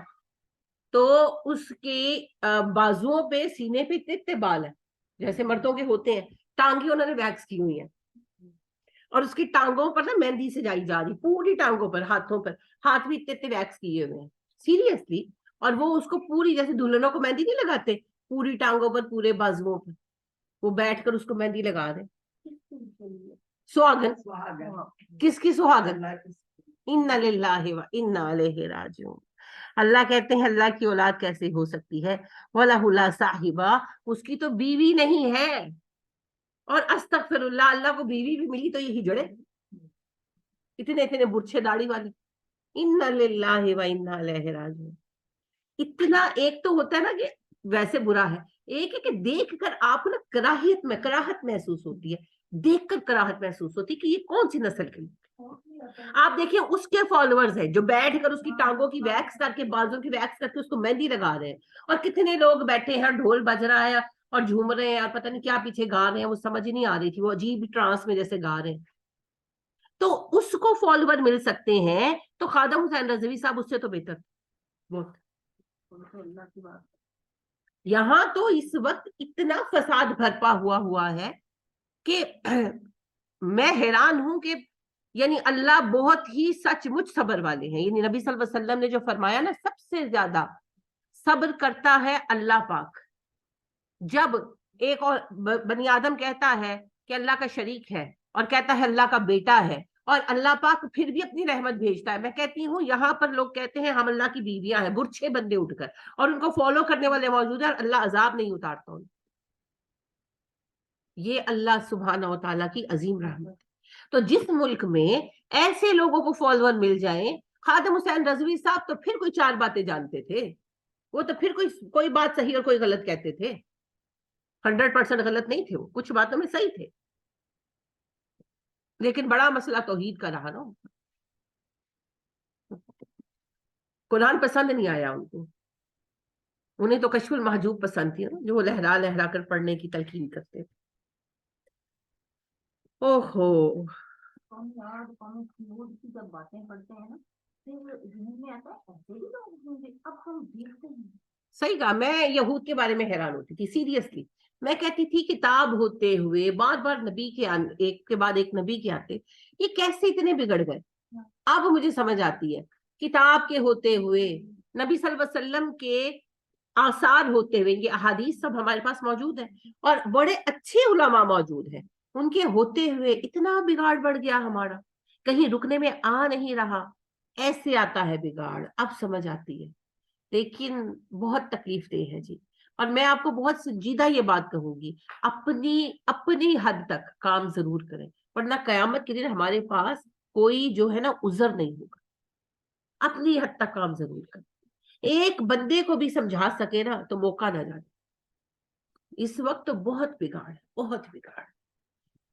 انا للہ و انا الیہ راجعون. یہ وقت ہم نے دیکھنا تھا, کبھی سوچا نہیں تھا, لیکن یہ وقت ہم نے دیکھنا تھا. ان سالوں میں کتنا چینج آ گیا. اور آپ دیکھیں کہ یعنی کہ میرے بچپن تک, آپ کے میرے بچپن میں, یعنی کہ اب سے 30 سال پیچھے چلے جائیں, تو اس وقت تک یہ اتنے بڑے پیمانے پر شرک نہیں تھا. ایسے نہیں آباد تھی جو ہے قبریں مقبرے. یہ دیکھتے دیکھتے یہ چیز بڑھتی گئی, اور اس میں سب سے زیادہ حصہ زبان کا پڑا. طاہر القادری صاحب, سب سے زیادہ اس بگاڑ میں جو حصہ ہے نا, وہ الیاس اطہر قادری صاحب کا. سب سے زیادہ شرک کو پرموٹ کرنے والے اور بدعت کو پرموٹ کرنے والے جو بندے ہیں پاکستان میں, الیاس اطہر قادری صاحب. پیچھے جائیں, یعنی پیچھے تو احمد رضا خان صاحب, جنہوں نے یہ سارا فتنہ کھڑا کیا, انہی کی کتابوں کو لے کر یہ چلتے. لیکن اس وقت میں پریزنٹ ٹائم میں پاکستان میں اس حالت کے سب سے بڑے ذمہ دار الیاس اطہر قادری صاحب ہیں میری نظر میں. اس کے بعد طاہر القادری صاحب, جب سے وہ بنے ہیں نا صوفی, ساروں کو خوش کر دو, شیعوں کی مجلس بھی پڑھ دو, سنیوں کا کیک بھی کاٹ لو, اور جو ہے صوفیوں کی وہ بیٹھ کر قوالی بھی سن لو, پیروں میں سجدہ بھی کرا لو, ناچ بھی لو تھوڑا سا. ہاں, ان کی ویڈیو پیچھے آپ نے دیکھی نہیں تھی, وہ مسجد میں جی وہ ایسے ایسے کر کے دھمال ہو رہا ہے. وہ پراپر تو نہیں کر رہے تھے, وہ تھوڑا ہل رہے تھے, پر جو پورا دھمال کر رہے تھے ان کو جو ہے مہر تصدیق تو انہوں نے ثبت کی تھی نا, ان کی موجودگی ان کے صحیح ہونے کا ثبوت تھی. اور میں نے آپ کو بتایا کہ باقاعدہ بیان دیا انہوں نے, یہ بیان مطلب کہ خطبہ, کہ وہ کہتے ہیں کہ صوفیاء کا ناچنا اور صوفیاء کا گانا سننا یہ کوئی گناہ نہیں ہے, وہ تو اپنے محبوب کے ملنے کی خوشی میں ناچتے اور گاتے ہیں. کون محبوب جی؟ اللہ.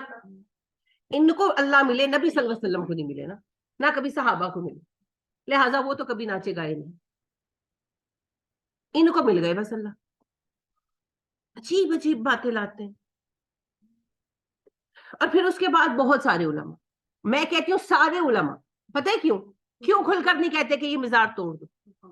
جب پہلا کوئی نیا مزار بنتا تھا, جب بابا چھتری والی سرکار, جیسے میں نے آپ کو بتایا, سارا کی والدہ نے مجھے خود بتایا, کلاس میں بتایا, شاید آپ کو یاد ہو کہ نہیں, کہ انہوں نے کہا کہ میرے سسر यानी कि हम वहां रहते थे और बाबा छतरी वाला जो जिसकी कब्र है वो एक अननोन बंदा था जो कहीं से वहां पर आ गया, और वो वहां पर बैठा रहता था, वो कुछ भी नहीं बोलता था।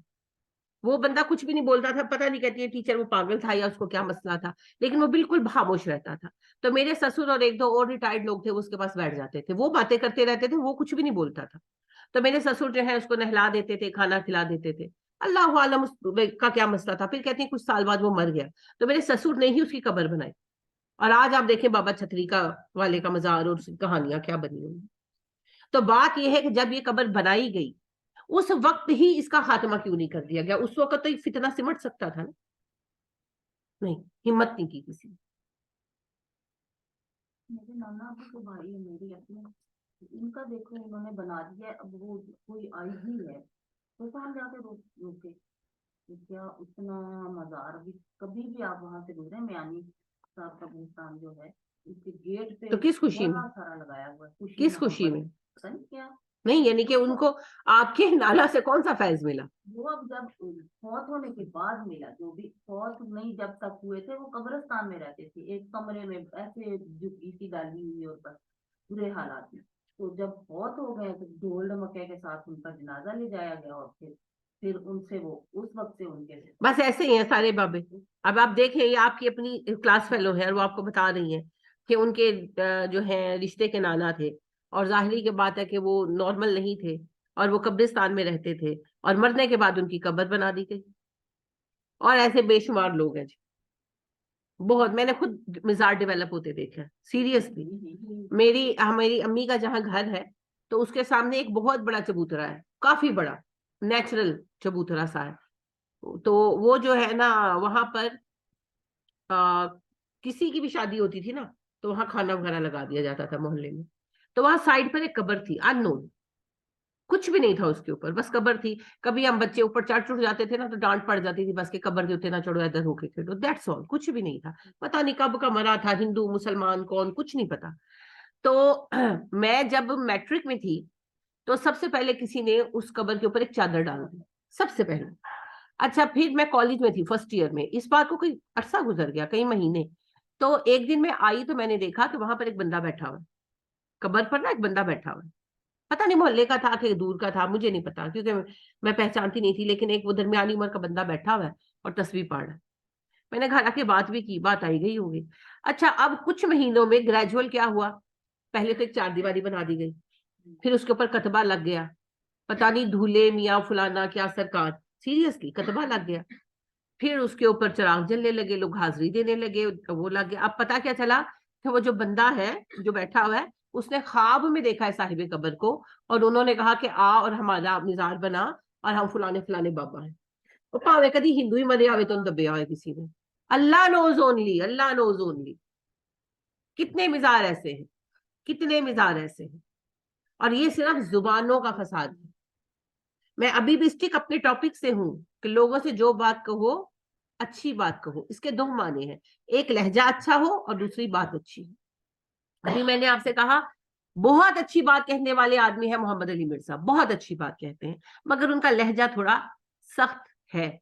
उसको उन्होंने काफी काबू भी किया है, अब वो वाली बात नहीं रही, लेकिन लहजे का नर्म होना भी अच्छा होता है, अगले को बात सुननी आसान हो जाती है।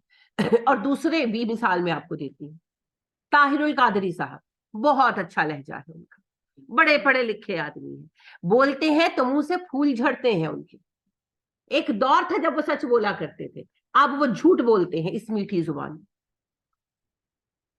और हालांकि वो एक सर्टिफाइड स्कॉलर, वो एक सर्टिफाइड स्कॉलर, फिर भी यानी कि इलियास सत्तार जो है ना वो तो बाकायदा स्कॉलर नहीं है, वो खुद भी एक बाबा ही है, सीधी सी बात है। तारिक जमील साहब जो है वो भी स्कॉलर नहीं, और वो मानते भी है, उनकी अच्छी बात है वो मानते भी है। वो एफएससी कर रहे थे या शायद एफए कर रहे थे, तो जब उनको सेलेक्ट कर लिया गया सीट के लिए और वो इस पर आ गए, तो वो जो किताब पढ़ी उसमें जो बात अच्छी लगी सुना दी। और वो खुद भी कहते हैं वो ऑथेंटिक नॉन ऑथेंटिक किसी चीज के पीछे नहीं जाते, कुछ बातें उनकी ऑथेंटिक होती है, कुछ नॉन ऑथेंटिक होती है, हर तरह का मिक्स होता है। लेकिन बहैसियत पर्सन वो बहुत मुत्तकी आदमी है, इस बात की मैं खुद बहुत कदर करती हूँ, बहुत मुत्तकी आदमी है। लेकिन बातें उनकी भी मिक्स ही है, मिक्स बातें। कहानियां उन्होंने भी बड़ी सुनाई, अल्लाह उन पे रहम कर, रहिमहुल्लाह। लेकिन ताहिर कादरी साहब का मामला ये नहीं है, वो बाकायदा स्कॉलर है, एजुकेटेड स्कॉलर है। दो लोग हैं आपके पास, फजलुर रहमान, आपको क्या लगता है स्कॉलर नहीं है? बहुत पढ़े लिखे स्कॉलर है, स्कॉलर्स के खानदान से है, अब्बा स्कॉलर, दादा स्कॉलर, परदादा स्कॉलर।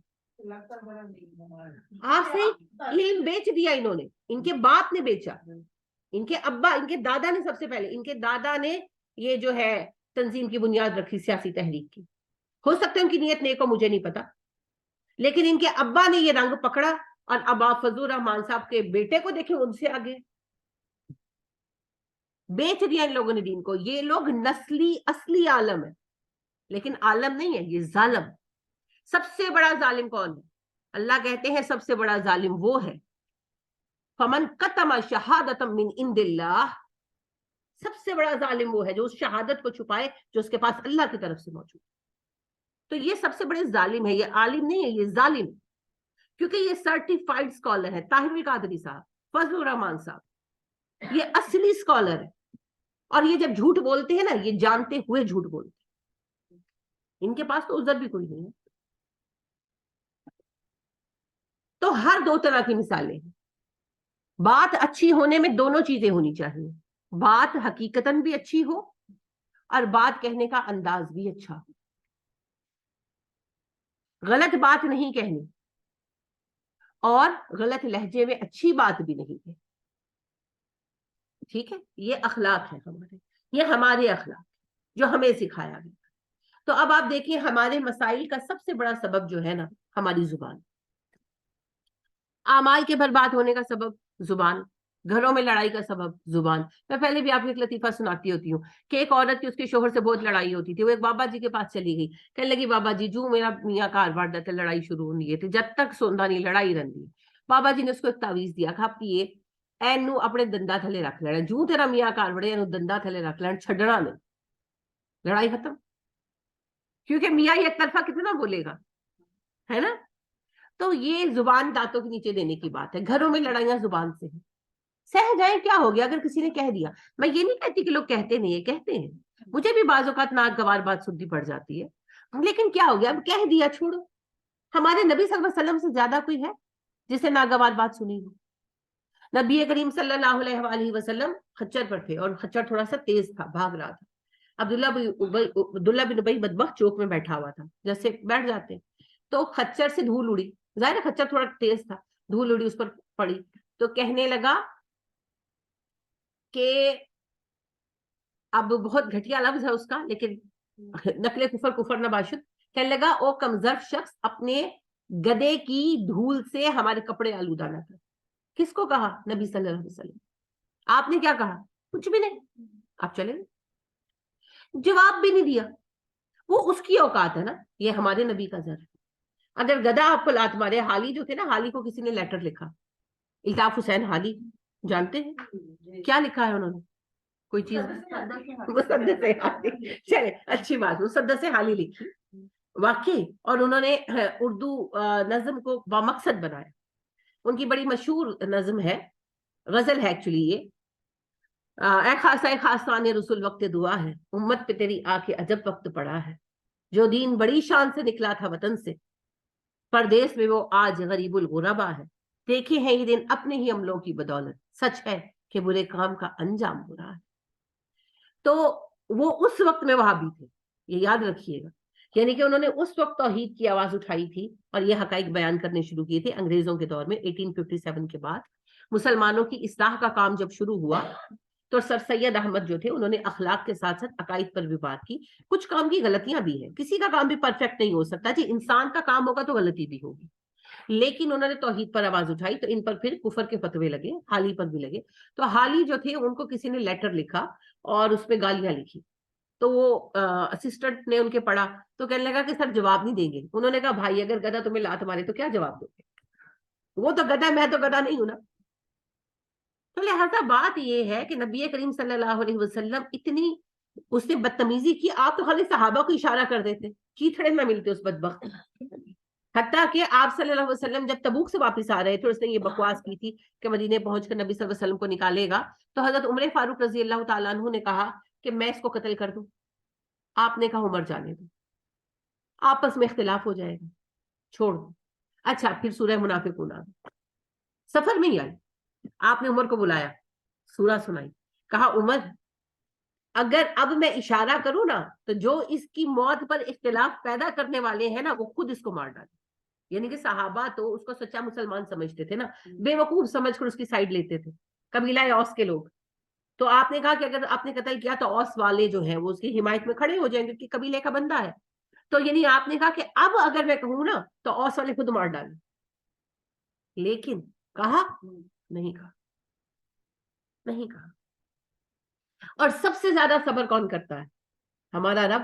ابھی میں نے آپ کو حدیث سن، سب سے زیادہ صبر کرتا ہے ہمارا رب کریم.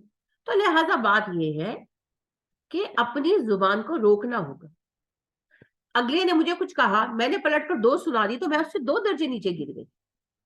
لہذا ہولڈ یور ٹنگ، کچھ نہیں ہو گیا، برداشت ہے کام میں. لہذا گھروں کے 90% مسائل زبان کی وجہ سے، 10% حقیقی مسائل ہیں، 90% زبان کی وجہ سے.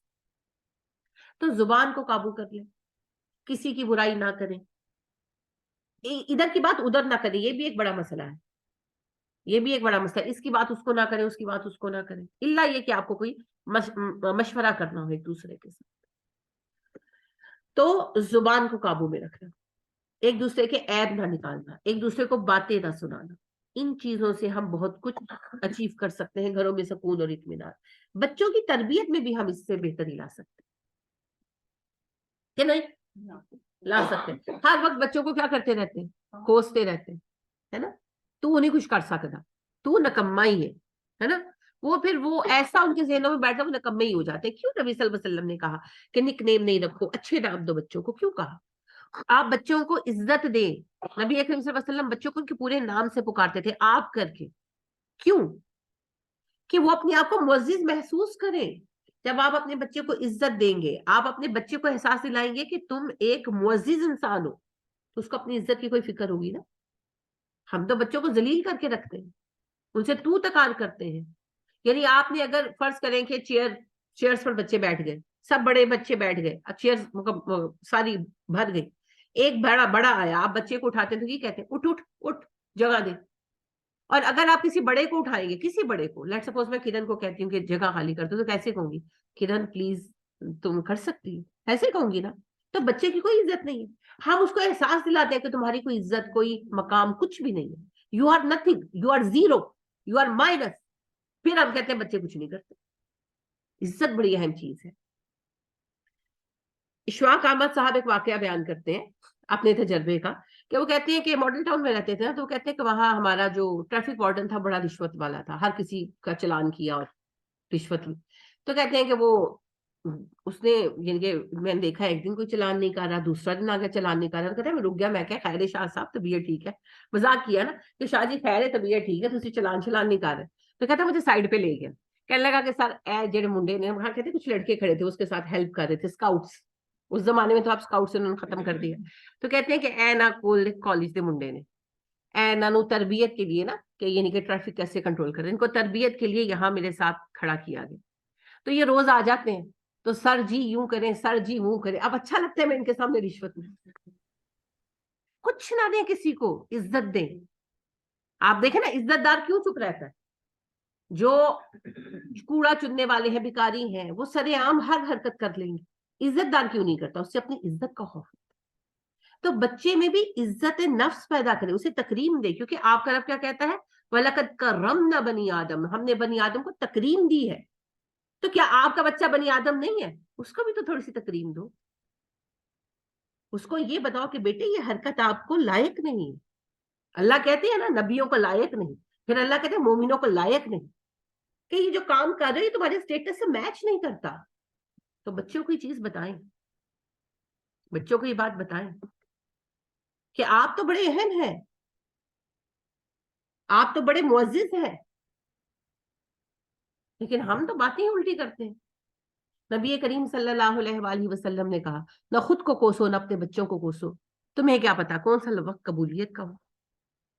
تو یہ جو بچوں میں ہمت ختم کرنا ہے, اعتماد ختم کرنا ہے. اب دیکھیں بچے بول نہیں پاتے کسی کے سامنے, بچے جو ہیں وہ کسی کے سامنے جو ہے آتے نہیں ہیں, چھپ جاتے مہمان آئے تو.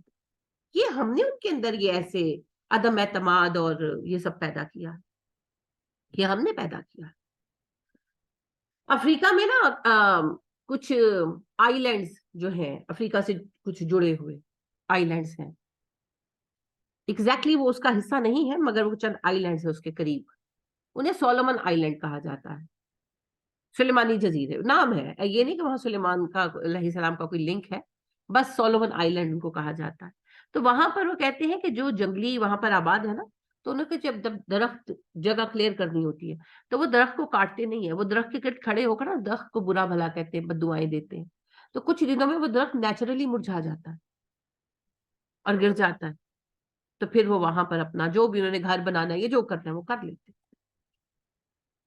اور یہ آج بھی ہے.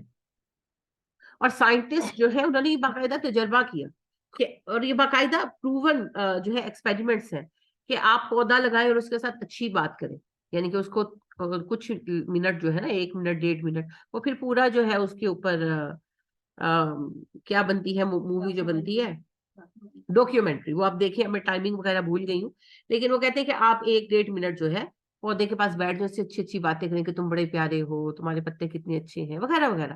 تو پودے کی گروتھ اچھی ہونی شروع ہو جائے گی. اور آپ دوسرا اسی نسل کا اسی سائز کا پودا انہوں نے رکھا اور ایکسپیرینس کیا, الگ الگ ان کو رکھا ہوا تھا.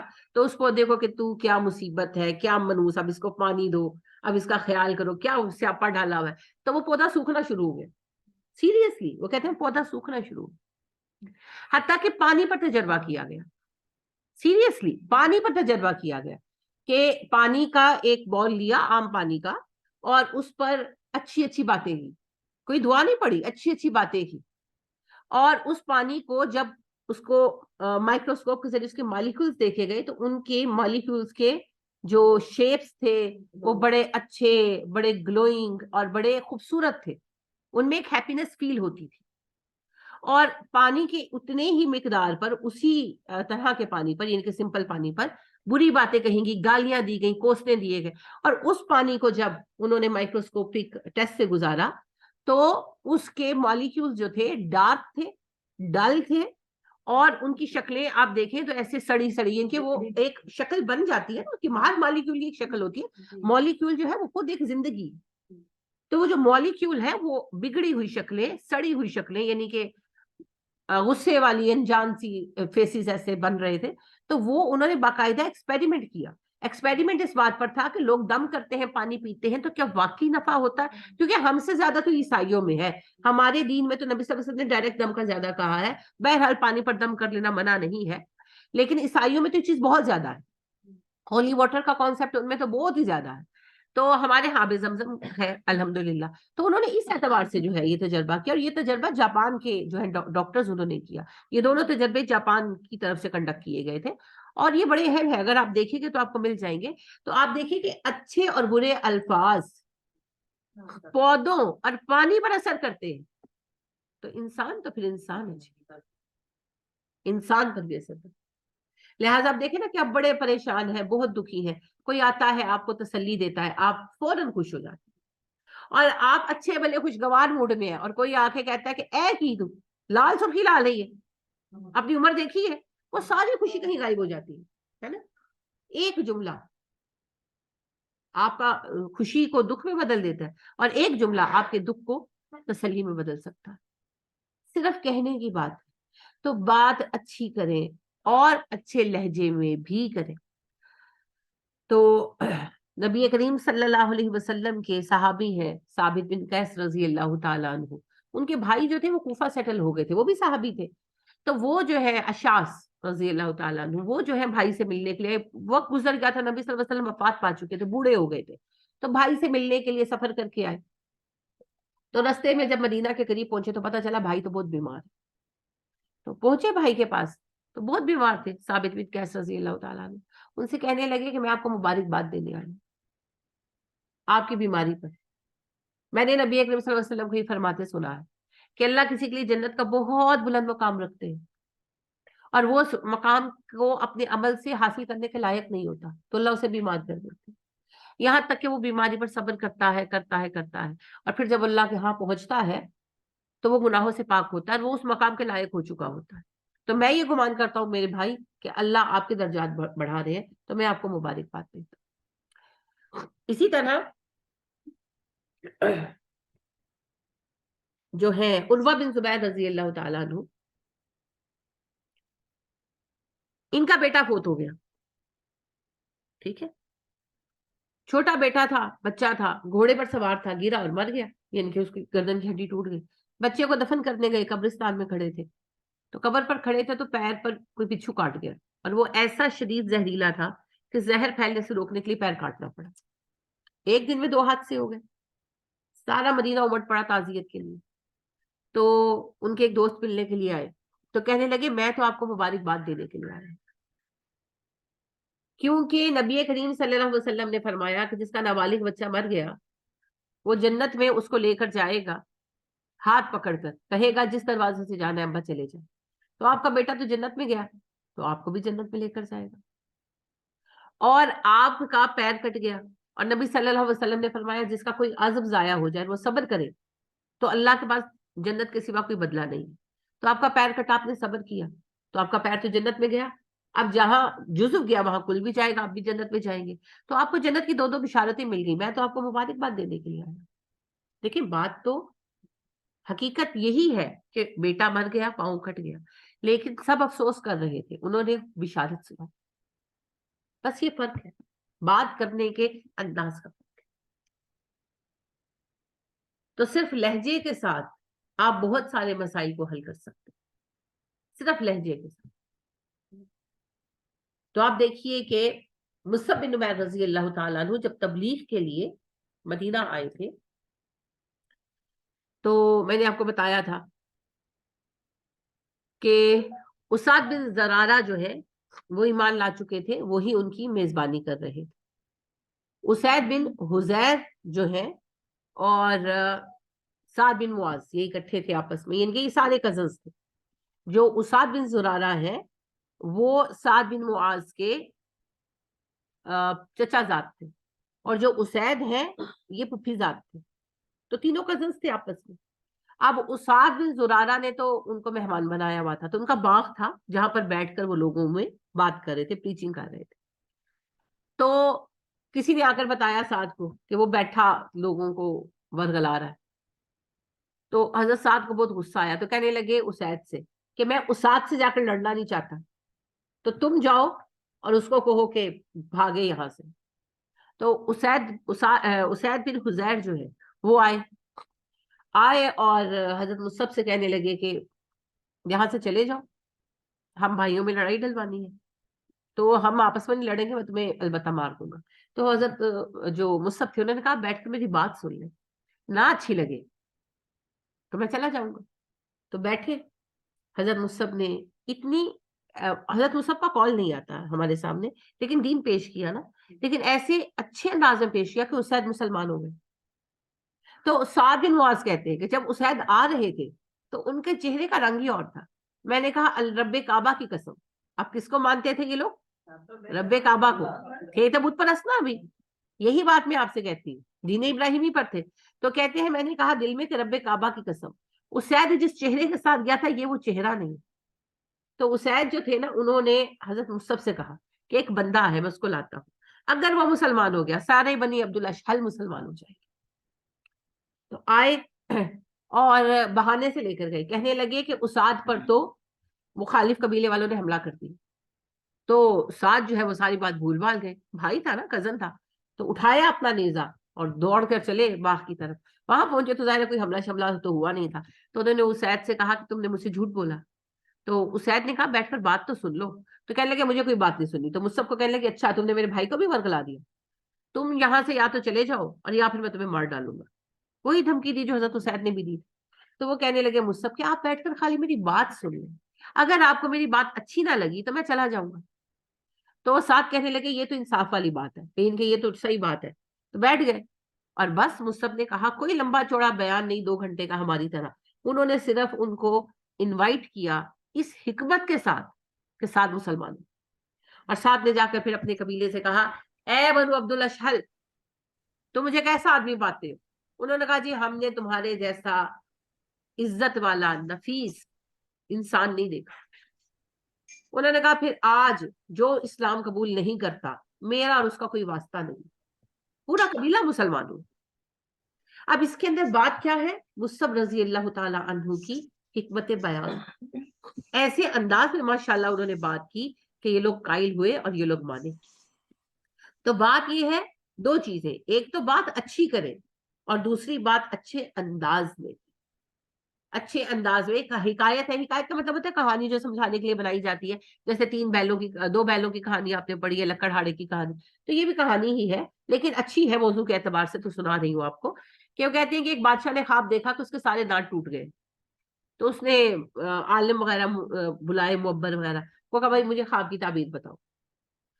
تو ساروں نے حساب کتاب لگایا اور پھر کہا کہ بادشاہ سلامت، آپ کے سارے رشتہ دار آپ کی زندگی میں مر جائیں گے۔ بادشاہ کو بڑا غصہ آیا، اس نے کہا کہ بھئی ان سب کو قید میں ڈال دیا جائے۔ تو ایک بندہ نے بیچ میں سے بولا ان عالموں میں سے، تو کہنے لگے تم کچھ نہیں بولے، تو وہ کہنے لگا کہ جی میری تعبیر ڈفرینٹ ہے۔ میں نے کہا وہ کیا؟ وہ کہنے لگا آپ کی عمر آپ کے سارے رشتہ داروں میں لمبی ہے۔ تو بادشاہ بڑا خوش ہوا، اس نے انعام اکرام دیا۔ تو جو پکڑے گئے تھے عالم کہنے لگے آپ نے سیم بات تو کہی۔ تو اس نے کہا ہاں تم نے یہی بات کی تو مجھے رنج ہوا، اس نے وہی بات کی تو مجھے خوشی ہوئی۔ تو بات کہنے کا بھی ایک ڈھنگ ہوتا ہے نا، تو ڈھنگ سے بات کرنا، ڈھنگ سے بات کرنا۔ عمر فاروق رضی اللہ تعالیٰ عنہ کی پیاری سی بات آپ کو بتاتی ہوں۔ جب نبی کریم صلی اللہ علیہ وآلہ وسلم اپنی بیویوں سے ناراض ہوئے، سورہ احزاب کا قصہ ہے کہ جب بیویوں نے آپ کو پریشان کیا، سب نے مل کر پریشان تو نہیں کیا، بیچاریوں نے تقاضا کیا آپ صلی اللہ علیہ وسلم سے کہ ہمارے لیے خرچہ مقرر کریں، تو آپ صلی اللہ علیہ وسلم نے نظر انداز کیا، مگر بیویاں ساری اکٹھی ہو گئی اور ان کے جس کے پاس جائیں ایک ہی کہانی، تو آپ کو غصہ آ گیا۔ آپ نے کہا کہ میں نے تم لوگوں سے کوئی تعلق نہیں رکھا، اور آپ صلی اللہ علیہ وسلم الگ کمرے میں چلے گئے۔ اب یہ بات حضرت عمر تک پہنچی، تو عمر جو تھے وہ المعلی میں اپنے گھر میں تھے، تو وہ کہتے ہیں کہ میں اپنے گھر میں تھا، رات کا ٹائم تھا، حملے کا خطرہ تھا ان دنوں رومنس کا، تو کہتے ہیں جو انصاری میرا ساتھی تھا اس نے آ کر زور زور سے دروازہ بجایا، تو کہتے ہیں کہ میں نے سوچا کہ حملہ ہو گیا، تو جب کہتے ہیں میں نے دروازہ کھولا تو وہ انصاری تھے، تو وہ کہنے لگے کہ نبی صلی اللہ علیہ وسلم اپنی بیویوں کو طلاق دیں گے، تو کہتے ہیں میں ان کا حفصہ تو برباد ہوگا۔ جلدی جلدی پہنچے، کپڑے وغیرہ پہن کر پہنچے، تو پھر وہاں پہنچے، صحابہ بیٹھے ہوئے تھے، کچھ رو رہے تھے، کچھ دکھی تھے، تو عمر کو اب صبر نہیں آ رہا تھا، تو عمر گئے نبی صلی اللہ علیہ وسلم کے کمرے کی طرف، تو ان کے نبی صلی اللہ علیہ وسلم کے ایک غلام نافع جو ہے وہاں موجود تھے، تو انہوں نے کہا کہ یعنی کہ نبی صلی اللہ علیہ وسلم نے اندر آنے سے منع کیا، انہوں نے کہا اچھا ذرا پوچھو عمر آیا آ جائے، تو نبی صلی اللہ علیہ وسلم نے جواب نہیں دیا۔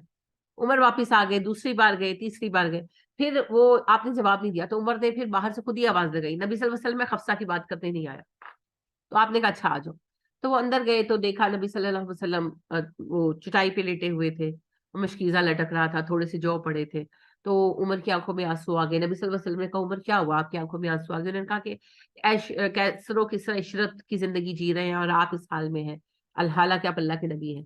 آپ نے کہا تم اس بات پر خوش نہیں، اللہ نے ہمیں آخرت دی اور انہیں دنیا۔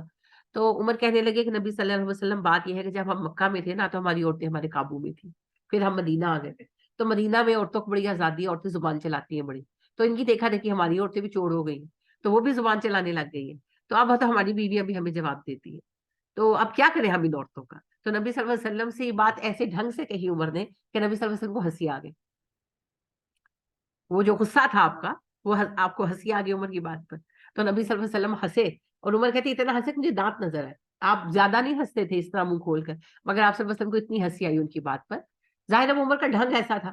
تو پھر عمر نے کہا نبی صلی اللہ علیہ وسلم میں صرف ایک بات پوچھنا چاہتا ہوں، کیا آپ نے بیویوں کو طلاق دے دی؟ آپ نے کہا نہیں میں الگ ہوں۔ عمر نے کہا بس، تو یعنی آپ دیکھیے بات کا انداز ہے نا، سیدھا جا کر پوچھتے تھے، نبی صلی اللہ علیہ وسلم ملنا بھی نہیں چاہتے تھے اس میں، اگر وہ جا کر بات کرتے کہ حفصہ کو طلاق دی ہے کچھ، پھر آپ جواب تو دے دیتے پر آپ کو اچھا نہ لگتا، آپ ملنا بھی نہیں چاہ رہے تھے، مگر عمر رضی اللہ تعالیٰ عنہ نے کوئی ڈائریکٹ بات نہیں کی، پہلے انہوں نے لطیف کچھ ایسی باتیں کی کہ اور نبی صلی اللہ علیہ وسلم ہنس پڑے، ان کا موڈ اچھا ہو گیا، پھر انہوں نے سب کے بارے میں کلیکٹیو ایک کوسچن پوچھ کر بات ختم کر دی۔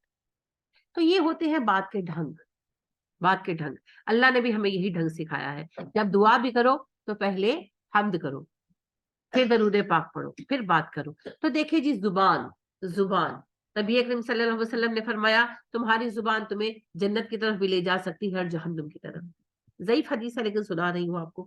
نبی کریم صلی اللہ علیہ وآلہ وسلم نے زبان کی حفاظت کا حکم دیا اور بار بار کیا، بار بار کیا. اور آپ نے فرمایا کہ اپنی، ابھی میں نے آپ کو حدیث سنائی کہ جو مومن ہے وہ اپنی زبان سے اچھی بات کہے یا پھر چپ رہے. تو یہ ہمارے اوپر فرض کر دیا گیا ہے جی.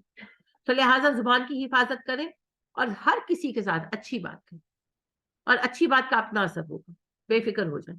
نبی اکرم صلی اللہ علیہ وسلم نے فرمایا لوگوں نرمی کو اختیار کرو، جو کام نرمی کر سکتی ہے وہ سختی نہیں کر سکتی. تو لہٰذا نرمی سے بات کریں، محبت سے بات کریں، پیار سے بات کریں، اچھی بات کریں، میٹھی بات کریں. اور اس کی انتہا جو مجھے دکھائی دیتی ہے، نبی اکرم صلی اللہ علیہ وسلم بیٹھے ہیں، مکہ فتح ہو گیا ہے، غزوہ حنین کا مال آیا ہوا ہے، آپ بانٹ رہے ہیں، اور ایک دیہاتی آ کر آپ کی چادر اس زور سے کھینچتا ہے کہ گلے میں ریش پڑ جاتا ہے اور کہتے ہیں محمد نہ تیرا مال ہے نہ تیرے باپ کا مال ہے، مجھے بھی دے. آپ صلی اللہ علیہ وسلم اسے دیکھ کے مسکراتے ہیں اور کہتے ہیں ہاں، نہ میرا مال ہے نہ میرے باپ کا مال ہے، تم نے سچ کہا، اور اس کو دیتے ہیں. یہ ہے قولوا للناس حسنا، ہمیشہ اچھی بات، ہمیشہ اچھی بات. تو آپ دیکھیں نبی کریم صلی اللہ علیہ وسلم نے مختلف افراد اور قبیلوں کی تعریف میں ارشادات فرمائے ہیں. کسی کی تنقیص یعنی کہ برائی میں کبھی کچھ نہیں کہا. جیسے آپ کو ایسی باتیں لوگ کہتے ہیں نا کہ چھوٹے قد والے فسادی ہوتے ہیں، نبی صلی اللہ علیہ وسلم نے کہا جھوٹ کہتے ہیں، ایسی کوئی حدیث نہیں. آپ نے تعریف میں لوگوں کی باتیں کہی ہیں، تنقید میں کبھی کچھ نہیں کہا. آپ ایسے کہیں تو اچھی بات بس. جی بالکل یہ حکمت ہے جو نبی صلی اللہ علیہ وسلم نے سکھائی، کیونکہ اللہ نے کہا وَيُعَلِّمُكُمُ الْكِتَابَ وَالْحِکْمَةَ، وہ آپ کو کتاب کے ساتھ حکمت بھی سکھاتے ہیں، دانائی. تو دانائی یہ ہے کہ زبان کا استعمال کر کے دل جیتے ہیں.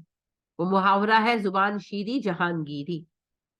تو زبان میٹھی کریں اور کروا لیں سارے کام انشاءاللہ. جی عائشہ آپ کیا پوچھنا چاہتی ہیں؟ جی السلام علیکم ورحمۃ اللہ. السلام ورحمۃ اللہ وبرکاتہ. جی آپ نے وہ حدیث سنائی تھی نا جو بچوں والی کی، کسی کا نابالغ بچہ یا اس طرح نابالغ جو ہے وہ فوت ہو جی جائے تو پھر ان کے لیے ہوتا ہے کہ وہ اپنے والد یا جی والدین کو لے جاتے ہیں ہاتھ پکڑ کے جی جنت میں. جی تو میں نے یہ پوچھنا تھا کہ وہ کوئی، میں اس بات کہیں ہو رہی تھی تو وہ کہنے لگے کہ یہ کیا بات ہوئی کہ بس بچہ فوت ہو جائے تو جنت میں چلے جائیں، کسی کا ایکسیڈنٹ جائے، جیسے کچھ بچے پیدائش کے وقت ہی کوئی ایشو ہوتا ہے بچے فوت ہو جاتے ہیں. جی اب والدین جو ہیں وہ جنت کے وہ دعوے دار بن جاتے ہیں، لیکن چاہے ان کی کرتوت کوئی نہ ہو. یعنی کہ جیسے اب آج کل ہے ہر کوئی مطلب جیسے بھی ہے معاشرے کے حالات، تو اگر کوئی نمازیں بھی پوری نہیں پڑھا یا کوئی اور اس کے اعمال میں کوئی خاص نہیں ایسی چیزیں ہیں، تو وہ پھر کہہ رہے تھے کہ یہ کیا بات ہے، بس بچہ مر جائے، کسی کا بیمار ہو کے تو وہ جنت میں پہنچ جائے فٹافٹ، کچھ بھی نہیں ان کا وہ ہے یعنی کہ حساب کتاب کیا اللہ تعالیٰ معاملہ کریں گے کہ ان کو یہ میں یقین عرض نہیں آ رہا کرتی تھا. ہوں، میں نے کہا بھائی یہی سنا ہے مجھے تو. ہاں جی. نہیں اتنی جلدی ہتھیار نہ ڈال دیا کریں. دیکھیں پتہ کیا ہے، سب سے پہلی بات تو یہ ہے کہ کسی بھی چیز کا نفع پانا ہے، کسی بھی عمل کا نفع پانا ہے، صبر ہی کا نفع لینا ہے، تو اس کے لیے توحید شرط ہے. تو سب سے پہلے تو اس مرنے والے کے والدین موحد ہونے چاہیے. اگر وہ مشرک ہیں کسی بھی طرح کے تو پھر تو ان کا بچہ مرنا بھی ان کے کام نہیں آئے گا. تو پہلی چیز توحید، عقیدہ صحیح ہونا چاہیے، بدعت نہیں ہونی چاہیے، منافقت، کفر، شرک، یہ چیزیں نہیں ہونی چاہیے. یہ عقیدے کی وہ خرابیاں ہیں کہ کتنے ہی نیک عمل کیے، کتنے ہی نیک عمل کیے. میں نے آپ کو صحابی کا سنایا نا واقعہ کہ ایک دیہاتی صحابی ہے اور کہنے لگے کہ میرے ابا اتنے اتنے اتنے نیک تھے، اتنے اتنے اتنے اتنے عمل کرتے تھے. تو وہ کہاں پر ہے؟ تو آپ نے کہا جہنم میں. تو انہوں نے کہا آپ کے ابا؟ آپ نے کہا ہر مشرک کے لیے جہنم کی بشارت کہ نہیں، اگر میرے ابا بھی مشرک ہے تو وہ بھی جہنم میں ہے، اگر موحد ہے تو بخشے گئے ہوں گے.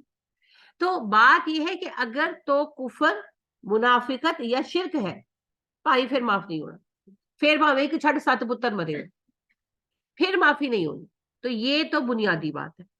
اس کے بعد یہ ایک صبر ہے نا، بچے کے مرنے پر جنت نہیں مل رہی، جنت صبر پر مل رہی ہے.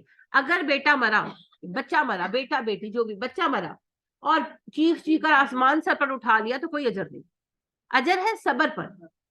اب بات یہ ہے کہ उसूल क्या है, वमन सकुलत मवाजीनुहु फहुव फी ईशतिर रादिया व अम्मा मन खफ्फत मवाजीनुहु फउम्मुहु हाविया। अमाल तोले जाएंगे, अगर उसका सबर उसके बुरे अमाल पर गालिब आ गया तो बख्शा जाएगा, अगर उसके बुरे अमाल सबर पर गालिब आ गए तो पकड़ा जाएगा। तो ये असल में उसूल बुनियादी वही है, ये तो मुख्तलिफ अल्लाह के नबी ने अमल बताए हैं ना, तो सबर भी एक अमल, सबर भी एक अमल। अब ये डिपेंड करता है कि कौन सा अमल किस पर भारी आ जाए। जैसा कि मैं आपको मिसाल फिर वो दूंगी, कबीला दौस के जो सहाबी थे जिन्होंने खुदकुशी की थी। अब खुदकुशी की सजा नबी सल्लल्लाहु अलैहि वसल्लम ने बताई है कि कयामत के दिन तक वो अपने आप को बार बार उसी तरीके से मारता रहेगा, मगर इस सजा से उन सहाबी को अल्लाह ने निजात दे दी, वजह उनके नेक अमाल उनके इस गुनाह पर हावी हो गए। तो अगर नेक तौहीद है और नेक अमाल ज्यादा है तो ऐसी सूरत में इंशाअल्लाह अल्लाह पाक माफ कर देंगे। तो बात यह है कि सबर पर अजर है, अगर तो सबर नहीं किया तो फिर भी कोई अजर नहीं है। वही बात है, चाहे 10 बेटे अल्लाह माफ करे किसी के मर जाए, सबर नहीं किया तो कोई अजर नहीं। अगर सबर किया है तो फिर ये वे होना है, अगर उसका सबर का अजर जो है उसके गुनाहों पर गालिब आ गया, गुनाह है ना, अगर कोई रेगुलर नमाज नहीं पढ़ता या कुछ भी ऐसा है तो गुनाह है, अब उसके नेक अमल गालिब आ गए तो उसको फिर जन्नत मिल जाएगी और उसका वो बच्चा ही उसे हाथ पकड़कर जन्नत में ले जाए। और अगर बुरे अमल गालिब आ गए तो फिर सजा काट कर। तो ये तो फिर फाइनल डिसीजन तो वो सारे हिसाब किताब के बाद होगा। ये तो नबी सल्लल्लाहु अलैहि वसल्लम ने मुख्तलिफ अमाल बताए कि ये अमल वो सबब हो सकते हैं जो तुम्हारे लिए बाइस बन जाए तुम्हारे जन्नत में जाने। तो ये डिपेंड करता है। ठीक है जी जी बिल्कुल सही जी। जी जी हम सबको पता है क़यामत वाले दिन अल्लाह ताला का तख्त कायम होगा, जी जी अल्लाह ताला हिसाब किताब में, बेशक तो अल्लाह ताला का दीदार तो जन्नत में होगा, जी। तो हिसाब किताब के वक्त तख्त होगा, हम उसको देखेंगे, अल्लाह ताला को देखेंगे नहीं देखेंगे। नहीं? बहन का सवाल ये है कि कयामत के दिन अल्लाह सुब्हानहू व तआला का तख्त हमारे सामने होगा, कैसे होगा, अल्लाह कैसे का आएगा अल्लाह का तख्त? फरिश्ते लेकर आएंगे। हाँ, इसमें परेशानी की क्या बात है, पढ़ा हुआ है आपने। हाँ, वलीद अर्श फरिश्ते उसको लेकर आएंगे, रखेंगे लाकर। तो अल्लाह सुब्हानहू व तआला का तख्त हमारे सामने होगा, अल्लाह भी हमारे सामने होंगे और अल्लाह हमसे पर्सनल लेवल पर 1 बाय 1 मिलेंगे। और असल में तो ये खुशखबरी है तो देखेंगे हम। भाई, मेरे लिए तो ये खुशखबरी है इंशाल्लाह, क्योंकि वो रब्बे करीम जो है, मुझे वो सहाबी की बात बड़ी महबूब है और मुझे वो बहुत याद भी आती है कि वो नबी अकरम सल्लल्लाहु अलैहि वसल्लम के एक देहाती सहाबी थे, तो महीने डेढ़ में चक्कर लगाते थे बेचारे। तो एक दिन आए हुए थे तो आपने खुतबा इरशाद फरमाया हिसाब किताब के बारे में, मुख्तसर सा खुतबा था जामे मगर। तो जब आपने बात खत्म कर ली तो उन्होंने पूछा कि अल्लाह के नबी सल्लल्लाहु अलैहि वसल्लम हिसाब लेगा कौन? आपने कहा अल्लाह। तो वो मुस्कुराए। आपने पूछा किस बात से मुस्कुराए? तो कहने लगे कि अल्लाह के नबी सल्लल्लाहु अलैहि वसल्लम में ज्यादा पढ़ा लिखा आदमी तो हूं नहीं, लेकिन मेरा एक तजर्बा है जिंदगी का कि कोई बखील बंदा हिसाब ले तो छोटी छोटी बात का हिसाब लेता, लेकिन एक करीम बंदा हिसाब ले तो वो सख्ती नहीं करता। तो अल्लाह तो करीम है, तो अगर अल्लाह हिसाब लेगा तो फिर आसानी होगी, तो मोमिनों को आसानी होगी जी इंशाल्लाह। अल्लाह के नबी सल्लल्लाहु अलैहि वसल्लम फरमाते हैं अल्लाह जब एक मोमिन का हिसाब लेगा उसे अपनी दामने रहमत में छुपा लेगा, चादर रहमत में छुपा लेगा। उसकी और अल्लाह की कन्वर्सेशन जो है कोई नहीं सुनेगा। और अल्लाह उससे पूछेंगे कि तूने ये गुनाह किया? वो कहेगा जी अल्लाह, और दिल में सोचेगा अब तो पकड़ा गया। फिर अल्लाह कहेंगे ये गुनाह किया? वो कहेगा जी अल्लाह, और वो ही सोचेगा कि मैं पकड़ा गया। अल्लाह सारे गुनाह गिनवाएगा और हर गुनाह पर वो इकरार करेगा और सोचेगा कि इतने गुनाह मैं तो पकड़ा गया। फिर आखिर में अल्लाह पाक उसे कहेंगे कि मैंने दुनिया में भी तुझे तेरे ऐबों को छुपा कर रखा और तुझे यानी कि लोगों की नजरों से तेरे ऐब छुपाए, तो मैं आज भी तुझे रुस्वा नहीं करूंगा, तो माफ कर देंगे। और भी कई इस तरह की हदीसें हैं। तो ये दिन, ये मुलाकात, हाँ, तो पहली बात तो याद रखें कि ये मुलाकात सिर्फ मोमिनों के लिए है, काफिरों पर अल्लाह नजर भी नहीं डालेगा। अल्लाह कहती है ना वला यंजुरु अलैहिम वला युज़क्कीहिम, ना मैं नजर डालूंगा ना मैं उन्हें पाक करूंगा। अल्लाह नजर डालेंगे मोमिनों पर, पाक करेंगे मोमिनों को इंशाअल्लाह, और फिर सबब भी बना देंगे बहुत सारों के लिए। जैसे वो एक हदीस में आता है ना, अभी एक तो मैंने अभी आपको सुनाई कि कोई एक सबब, तेरी एक नेकी है तेरे इन 2 रजिस्टर्स के अगेंस्ट। दूसरी हदीस अभी आपको सुना दी। एक तीसरी हदीस सुनाती हूँ कि एक मोमिन होगा और अल्लाह कहेंगे कि अच्छा, उससे पूछेंगे, वो सब गुनाह इकरार कर लेगा, तो अल्लाह कहेंगे अब बता कोई एक नेकी बता मैं तुझे माफ करूं। वो कहेगा अल्लाह जी मेरे पास तो कोई नेकी नहीं। अल्लाह उसे कहेंगे दोबारा सोचो, कुछ बताओ, कोई सबब दो, कोई रीजन दो मुझे, कोई बहाना दो, मैं तुम्हें माफ करूं, make some excuse for your self. तो वो फिर कहेगा कि अल्लाह जी कोई बड़ी नेकी तो मेरे पास नहीं है। हाँ, मैं दुकानदार था तो लोग मुझसे उधार लेते थे, तो जब मैं किसी को देखता कि तंग दस्त था और मुझे उधार वापस नहीं कर सकता तो मैं उसे माफ कर देता और उसे तकाजा ना करता। तो अल्लाह कहेंगे जब तू बंदा होकर माफ कर देता था तो मैं तो रब्बुल आलमीन हूँ, जा मैंने तुझे माफ किया। तो अल्लाह इस तरह मोमिनों को माफ करेंगे जी, इंशाल्लाह इंशाल्लाह। लेकिन ये मोमिनों के लिए है। अब बहन के सवाल की तरफ आते हैं, क्या हम अल्लाह को देखेंगे? नहीं जी, अल्लाह को सिर्फ जन्नत में देखेंगे। अल्लाह के कितने पर्दे हैं? सोचिए सोचिए, 70,000। अल्लाह 70,000 नूर के पर्दों में है। हम नूर देखेंगे, यानी कि हम जब कयामत के दिन अल्लाह को देखेंगे, अल्लाह पर्दे के पीछे से हमसे बात करेंगे, 70,000 पर्दों के पीछे। पिंडली कयामत के दिन ही दिखाएगी। जब अल्लाह सुब्हानहू व तआला का तख्त लाया जाएगा, उस वक्त अल्लाह अपनी पिंडली दिखाएगी और पिंडली को देखकर सब सजदा रेज हो जाएंगे। लेकिन सजदा वही कर सकेंगे जो मुहीन होंगे भाई, बाकी लोग सजदा नहीं कर सकेंगे, उनकी कमरें अकड़ जाएंगी और उनके चेहरे जिल्लत से स्याह पड़ जाएंगे और वो फरिश्तों से कहेंगे कि हम सजदा नहीं कर पा रहे। फरिश्ते कहेंगे जब दुनिया में सही सलामत थे तब नहीं करते थे ना, अब रहने दो, अब रहने दो। तो उस वक्त उसी वक्त फैसला हो जाएगा जी, फैसला उसी वक्त हो जाएगा। जो जो सजदे पे चला गया वो जन्नती, और जो जो रह गया वो जहन्नुमी। बेसिक फैसला वहीं पर हो जाता है। फिर उसके बाद अल्लाह सुब्हानहू व तआला पिंडली भी अपनी पोशीदा फरमा लेंगे और फिर अल्लाह के सामने 1-to-1 बेसिस पर हम हाजिर होंगे। और उस हाजिरी के अंदर हम अल्लाह के साथ जब बात करेंगे, हम अल्लाह की आवाज सुनेंगे, अल्लाह को पर्सनली आंसर करेंगे। लेकिन अल्लाह अपने नूर के 70,000 पर्दों में पोशीदा होंगे, हम उस नूर को देखेंगे। अल्लाह का दीदार जन्नत में होगा, वो सिर्फ जन्नतियों के लिए। क्योंकि हदीस में आता है कि जब सब जन्नती जन्नत में चले जाएंगे, जहन्नुमी जहन्नम में मौत मार दी जाएगी, सब हो जाएगा, तो अल्लाह कहेंगे अहलुल जन्ना खुश हो, मेरे वादे पूरे हुए, सच साबित हुए। अहलुल जन्ना कहेंगे अल्लाह हम बहुत खुश हैं, आपने हमारी तवक्को से भी बढ़कर हमें नवाजा। अल्लाह कहेंगे अच्छा, अब मैं तुम्हें सबसे बड़ी चीज दूंगा। तो अहलुल जन्ना कहेंगे अल्लाह जी वो क्या? अल्लाह कहेंगे मेरी रजा, अब मैं कभी तुमसे नाराज नहीं हूँ। जन्नती खुश हो जाएंगे और अल्लाह कहेंगे अब मैं तुम्हें इससे भी बड़ी नेमत दूंगा। तो अहलुल जन्ना कहेंगे अल्लाह आपकी रजा से बढ़कर क्या है? अल्लाह कहेंगे मेरा दीदार। तो फिर जन्नतियों को सुबह शाम अल्लाह का दीदार होगा, सबको एट द सेम टाइम। साहबा ने कहा अल्लाह के नबी सल्लल्लाहु अलैहि वसल्लम ये कैसे होगा? आपने कहा क्यों, चांद निकल जाए तो तुम सब बैक वक्त नहीं देखते, इसी तरह तुम अपने रब को देखोगे सुबह शाम इंशाल्लाह। जी, और कोई बात या कोई सवाल? यानी वो नूर होगा तो हम तख्त भी नहीं देख सकेंगे। एक तख्त तो देख लेंगे। हाँ इतना बड़ा तख्त हम इंसान देख लेंगे। देखिए जी, ये जो बातें हैं ना, इन बातों का ताल्लुक इल्म बिल गैब से है। तो इल्म गैब तो हमारे पास है नहीं, हमारा इस पर सिर्फ ईमान बिल गैब कि ऐसा होगा। अब इसकी होने की कैफियत अब देखें ना, आप मुझे एक बात बताएं कि जो पलड़ा हल्का होता है वो ऊपर उठता है कि नीचे आता है, और जो भारी होता है वो नीचे जाता है। लेकिन आपके तो वजन भी उल्टे होने हैं ना। हल्का पलड़ा नीचे जाएगा, भारी पलड़ा ऊपर आएगा। क्यों भाई? वो कयामत का दिन है, वो वहां आपकी फिजिकल लॉ नहीं चल रही। ये लॉ ऑफ फिजिक्स जो है ना, ये on the face of the earth है, वो फिजिकल लॉ काम नहीं करेगा। तो फिर किस तरह देखेंगे? फरिश्ते आज हम नहीं देख सकते, फरिश्ते सामने खड़े होंगे, जिन सामने खड़े होंगे, तो वो फिजिकल लॉज काम नहीं करेंगे, तो चीजें चेंज हो जाएंगी। लिहाजा उसकी कैफियत को समझ पाना हमारे लिए मुमकिन है। अब देखें ना, पसीना लोगों को लगाम की तरह डाला जाएगा तो पसीना तो बह जाता है, पसीना रुकेगा कैसे? हर बंदे को अपना ही पसीना तंग करेगा, दूसरे का पसीना उस तक नहीं पहुंचेगा। अभी कैसे होगा?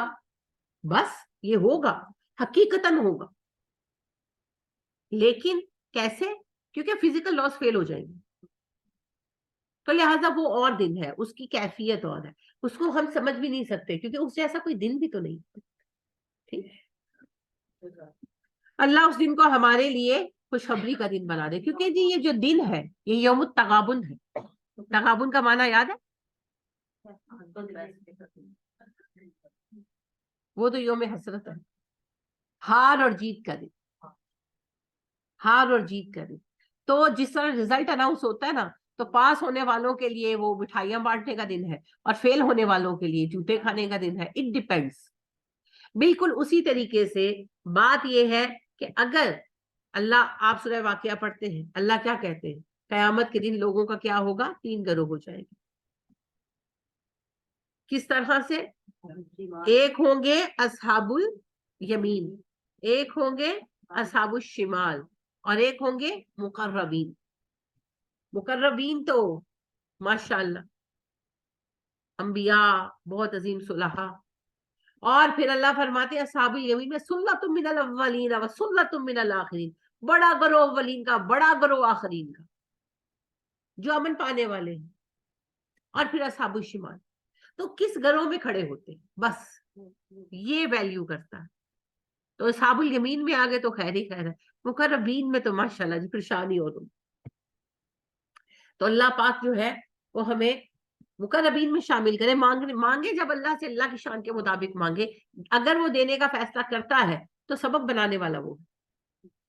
तो अल्लाह हमें मुकर्रबीन में शामिल करे। बाकी वो दिन इनामात का दिन, सजा का भी है, मगर हम इनाम के लिए कोशिश करें ना, तो अल्लाह हमें इनाम याफ्तगान में शामिल करे। आप क्या दुआ मांगते हैं? सूरह फातिहा में क्या दुआ मांगते हैं? शऊर से नहीं ना मांगते, शऊर से मांगा करें। क्या है? सिरातल लज़ीना अनअमता अलैहिम। अल्लाह इनाम याफ्तगान का रास्ता दिखा दे, उस पर चला दे, उनमें शामिल कर दे। तो फिर उनमें शामिल होंगे तो कहीं ना कहीं तो खड़े होंगे भाई। अल्लाह हमसे कबूल फरमाए, आमीन सुम्मा आमीन। मेरे लिए भी दुआ किया करे, करते भी हैं कि नहीं? क्योंकि मजलिसी जिंदगी का नुकसान क्या है? हाँ, आपका जो तज़किया नफ्स है ना वो बड़ा कम हो जाता है, क्योंकि आपको कोई मौका ही नहीं देता अपने ऊपर गौर करने का। लोग अपना ही सवाल करते रहते हैं ना, यानी कि जैसे एक रुक गया, दो रुक गए, वो गए, किसी का फोन आ गया, कोई अपना दम कराने आ गया, कोई अपना मसला लेकर आ गया। अब आप उनकी बातें सुन रहे हैं, उनको जवाब दे रहे हैं। तन्हाई में ऐसा आए तो बैठकर सोचे ना कि मैं कहाँ आ गया। और ये इतनी जिम्मेदारी आपकी हो जाती है, जैसे मेरा पढ़ाने वाला दिन, वैसे तो अल्हम्दुलिल्लाह मेरा दिन इससे भी अर्ली शुरू होता है, लेकिन मेरी क्लासेस 10 बजे शुरू होकर रात 11 बजे खत्म हो, नहीं 11:30, 11:30 खत्म होती है। और रात को तो 12 बजे इनकी वो मेरी जो स्टूडेंट है वो डिस्कशन करने लगती है, तो बाज़ का टाइम फिर मैं उनको कहती हूँ कि बहुत लेट हो गया। वो एक्चुअली यूके में है, उनके शाम के 6 बजे होते हैं, मेरे रात के 10 बजे होते हैं, तो उनको तो आसानी होती है, फिर मैं उनको कहती हूँ कि अब बहुत लेट हो गया। तो मकसद ये है 13-14 घंटे पढ़ाने के बाद अपने लिए तो टाइम, और ये 13-14 घंटे मैं क्लास के बता रही हूँ, जो उससे पहले कि मैं ऐड करूँ जाहिर है कोई पूरा दिन है मेरा, तो फिर अपने लिए टाइम, कि एक तन्हाई में बैठकर बंदा अपने ऊपर गौर करे, मैं कहाँ कहाँ बिगाड़ का शिकार हो रहा हूँ, वो मौका नहीं मिलता, ना जिस्मानी एतबार से ना रूहानी एतबार से। तो इसलिए फिर जो है ना, दुआ की ज्यादा जरूरत जो है ना वो टीचर को होती है, कि अल्लाह पाक हमें भी तौफीक दे। दूसरी बात, वाकया इन्होंने सही कहा, इबादत का वक्त बहुत कम हो जाता है। यानी कि जिस तरह मैं पहले पर्सनल इबादत करती थी वो ऑलमोस्ट कुछ वैसा नहीं रहा। सबब वही है कि वक्त बहुत कम है। तो इसलिए दुआ किया कर। आपके लिए मैं बहुत दुआ करती हूँ, सबके लिए। आप सब मेरी दुआओं में पहले नंबर पर हैं, सारे मेरे बच्चे, तो मेरे लिए भी दुआ किया करें। जी आयशा। जी, आप जो ये बात कह रही ना कि अपने लिए टाइम फिर कम हो जाता पढ़ाने की वजह से, और नमाज और इबादत पहले जैसी नहीं रही, तो आप तो खैर पढ़ा रही, पढ़ाने की तो हदीस भी है कि यानी कि इसके लिए दर्जा है। तो लेकिन क्या मुझे कभी ख्याल आता है कि जैसे मैं भी कभी, मुझे लगता है कि वो बहुत ज्यादा क्लासेस ज्वाइन कर लेती हूँ, तो टाइम दूसरी चीजों का खराब हो गया है, इबादत और नमाज का। तो मैं अपसेट हो रही थी कि पता नहीं क्या ये वर्थ इट है कि नहीं, ये मैंने गलत किया है, मुझे ज्यादा टाइम उसी को ही देना चाहिए था जैसे पहले इबादत वगैरह मैं कर लेती थी। तो ये मैं पूछना चाह रही हूँ आपसे कि क्या ये अच्छी चॉइस है इस तरह करना, इल्म कि सीखना उसको इबादत टाइम। करने से ज्यादा अच्छी चॉइस है, लिहाजा इल्म जरूर सीखें, मगर बस इतनी क्लासेस की तादाद इतनी रखें कि आप उनको जस्टिस के साथ लेकर चल सकें, एतदाल के साथ लेकर चल सकें, इबादत और इल्म दोनों को। बाकी इल्म और इबादत में से चूज करना पड़े तो इल्म को चूज करें, ठीक है? जी फर्ज इबादत में कमी नहीं आनी चाहिए, नफल के ऊपर कॉम्प्रोमाइज करें, इल्म को चूज करें। जी जी, हाँ, इसका तफसीली फर्ज पे तो जवाब हम इंशाल्लाह कल दूंगी। वो रीजन ये है कि अब जी जरा ठीक है। टाइम हमारा एंड अप हो रहा है ना, तो ज्यादा लोग चले गए हैं, तो ये सवाल ऐसा है जिसका ताल्लुक सबके साथ है। तो इंशाल्लाह कल इस बात पर मैं तफसीलन भी आपसे बात करूंगी कि नकली इबादत और इल्म में से हमें क्या चुनना चाहिए और क्यों चुनना चाहिए, ठीक है? इंशाअल्लाह जी कल ठीक याद कराइएगा है। इंशाअल्लाह। जी इंशाल्लाह। चलिए आज की क्लास खत्म करते हैं। सुब्हानक अल्लाहुम्मा व बिहम्दिका व नशहदु अल्ला इलाहा इल्ला अंता व नस्तगफिरुका व नतूबु इलैक। अस्सलामु अलैकुम व रहमतुल्लाहि व बरकातुहू।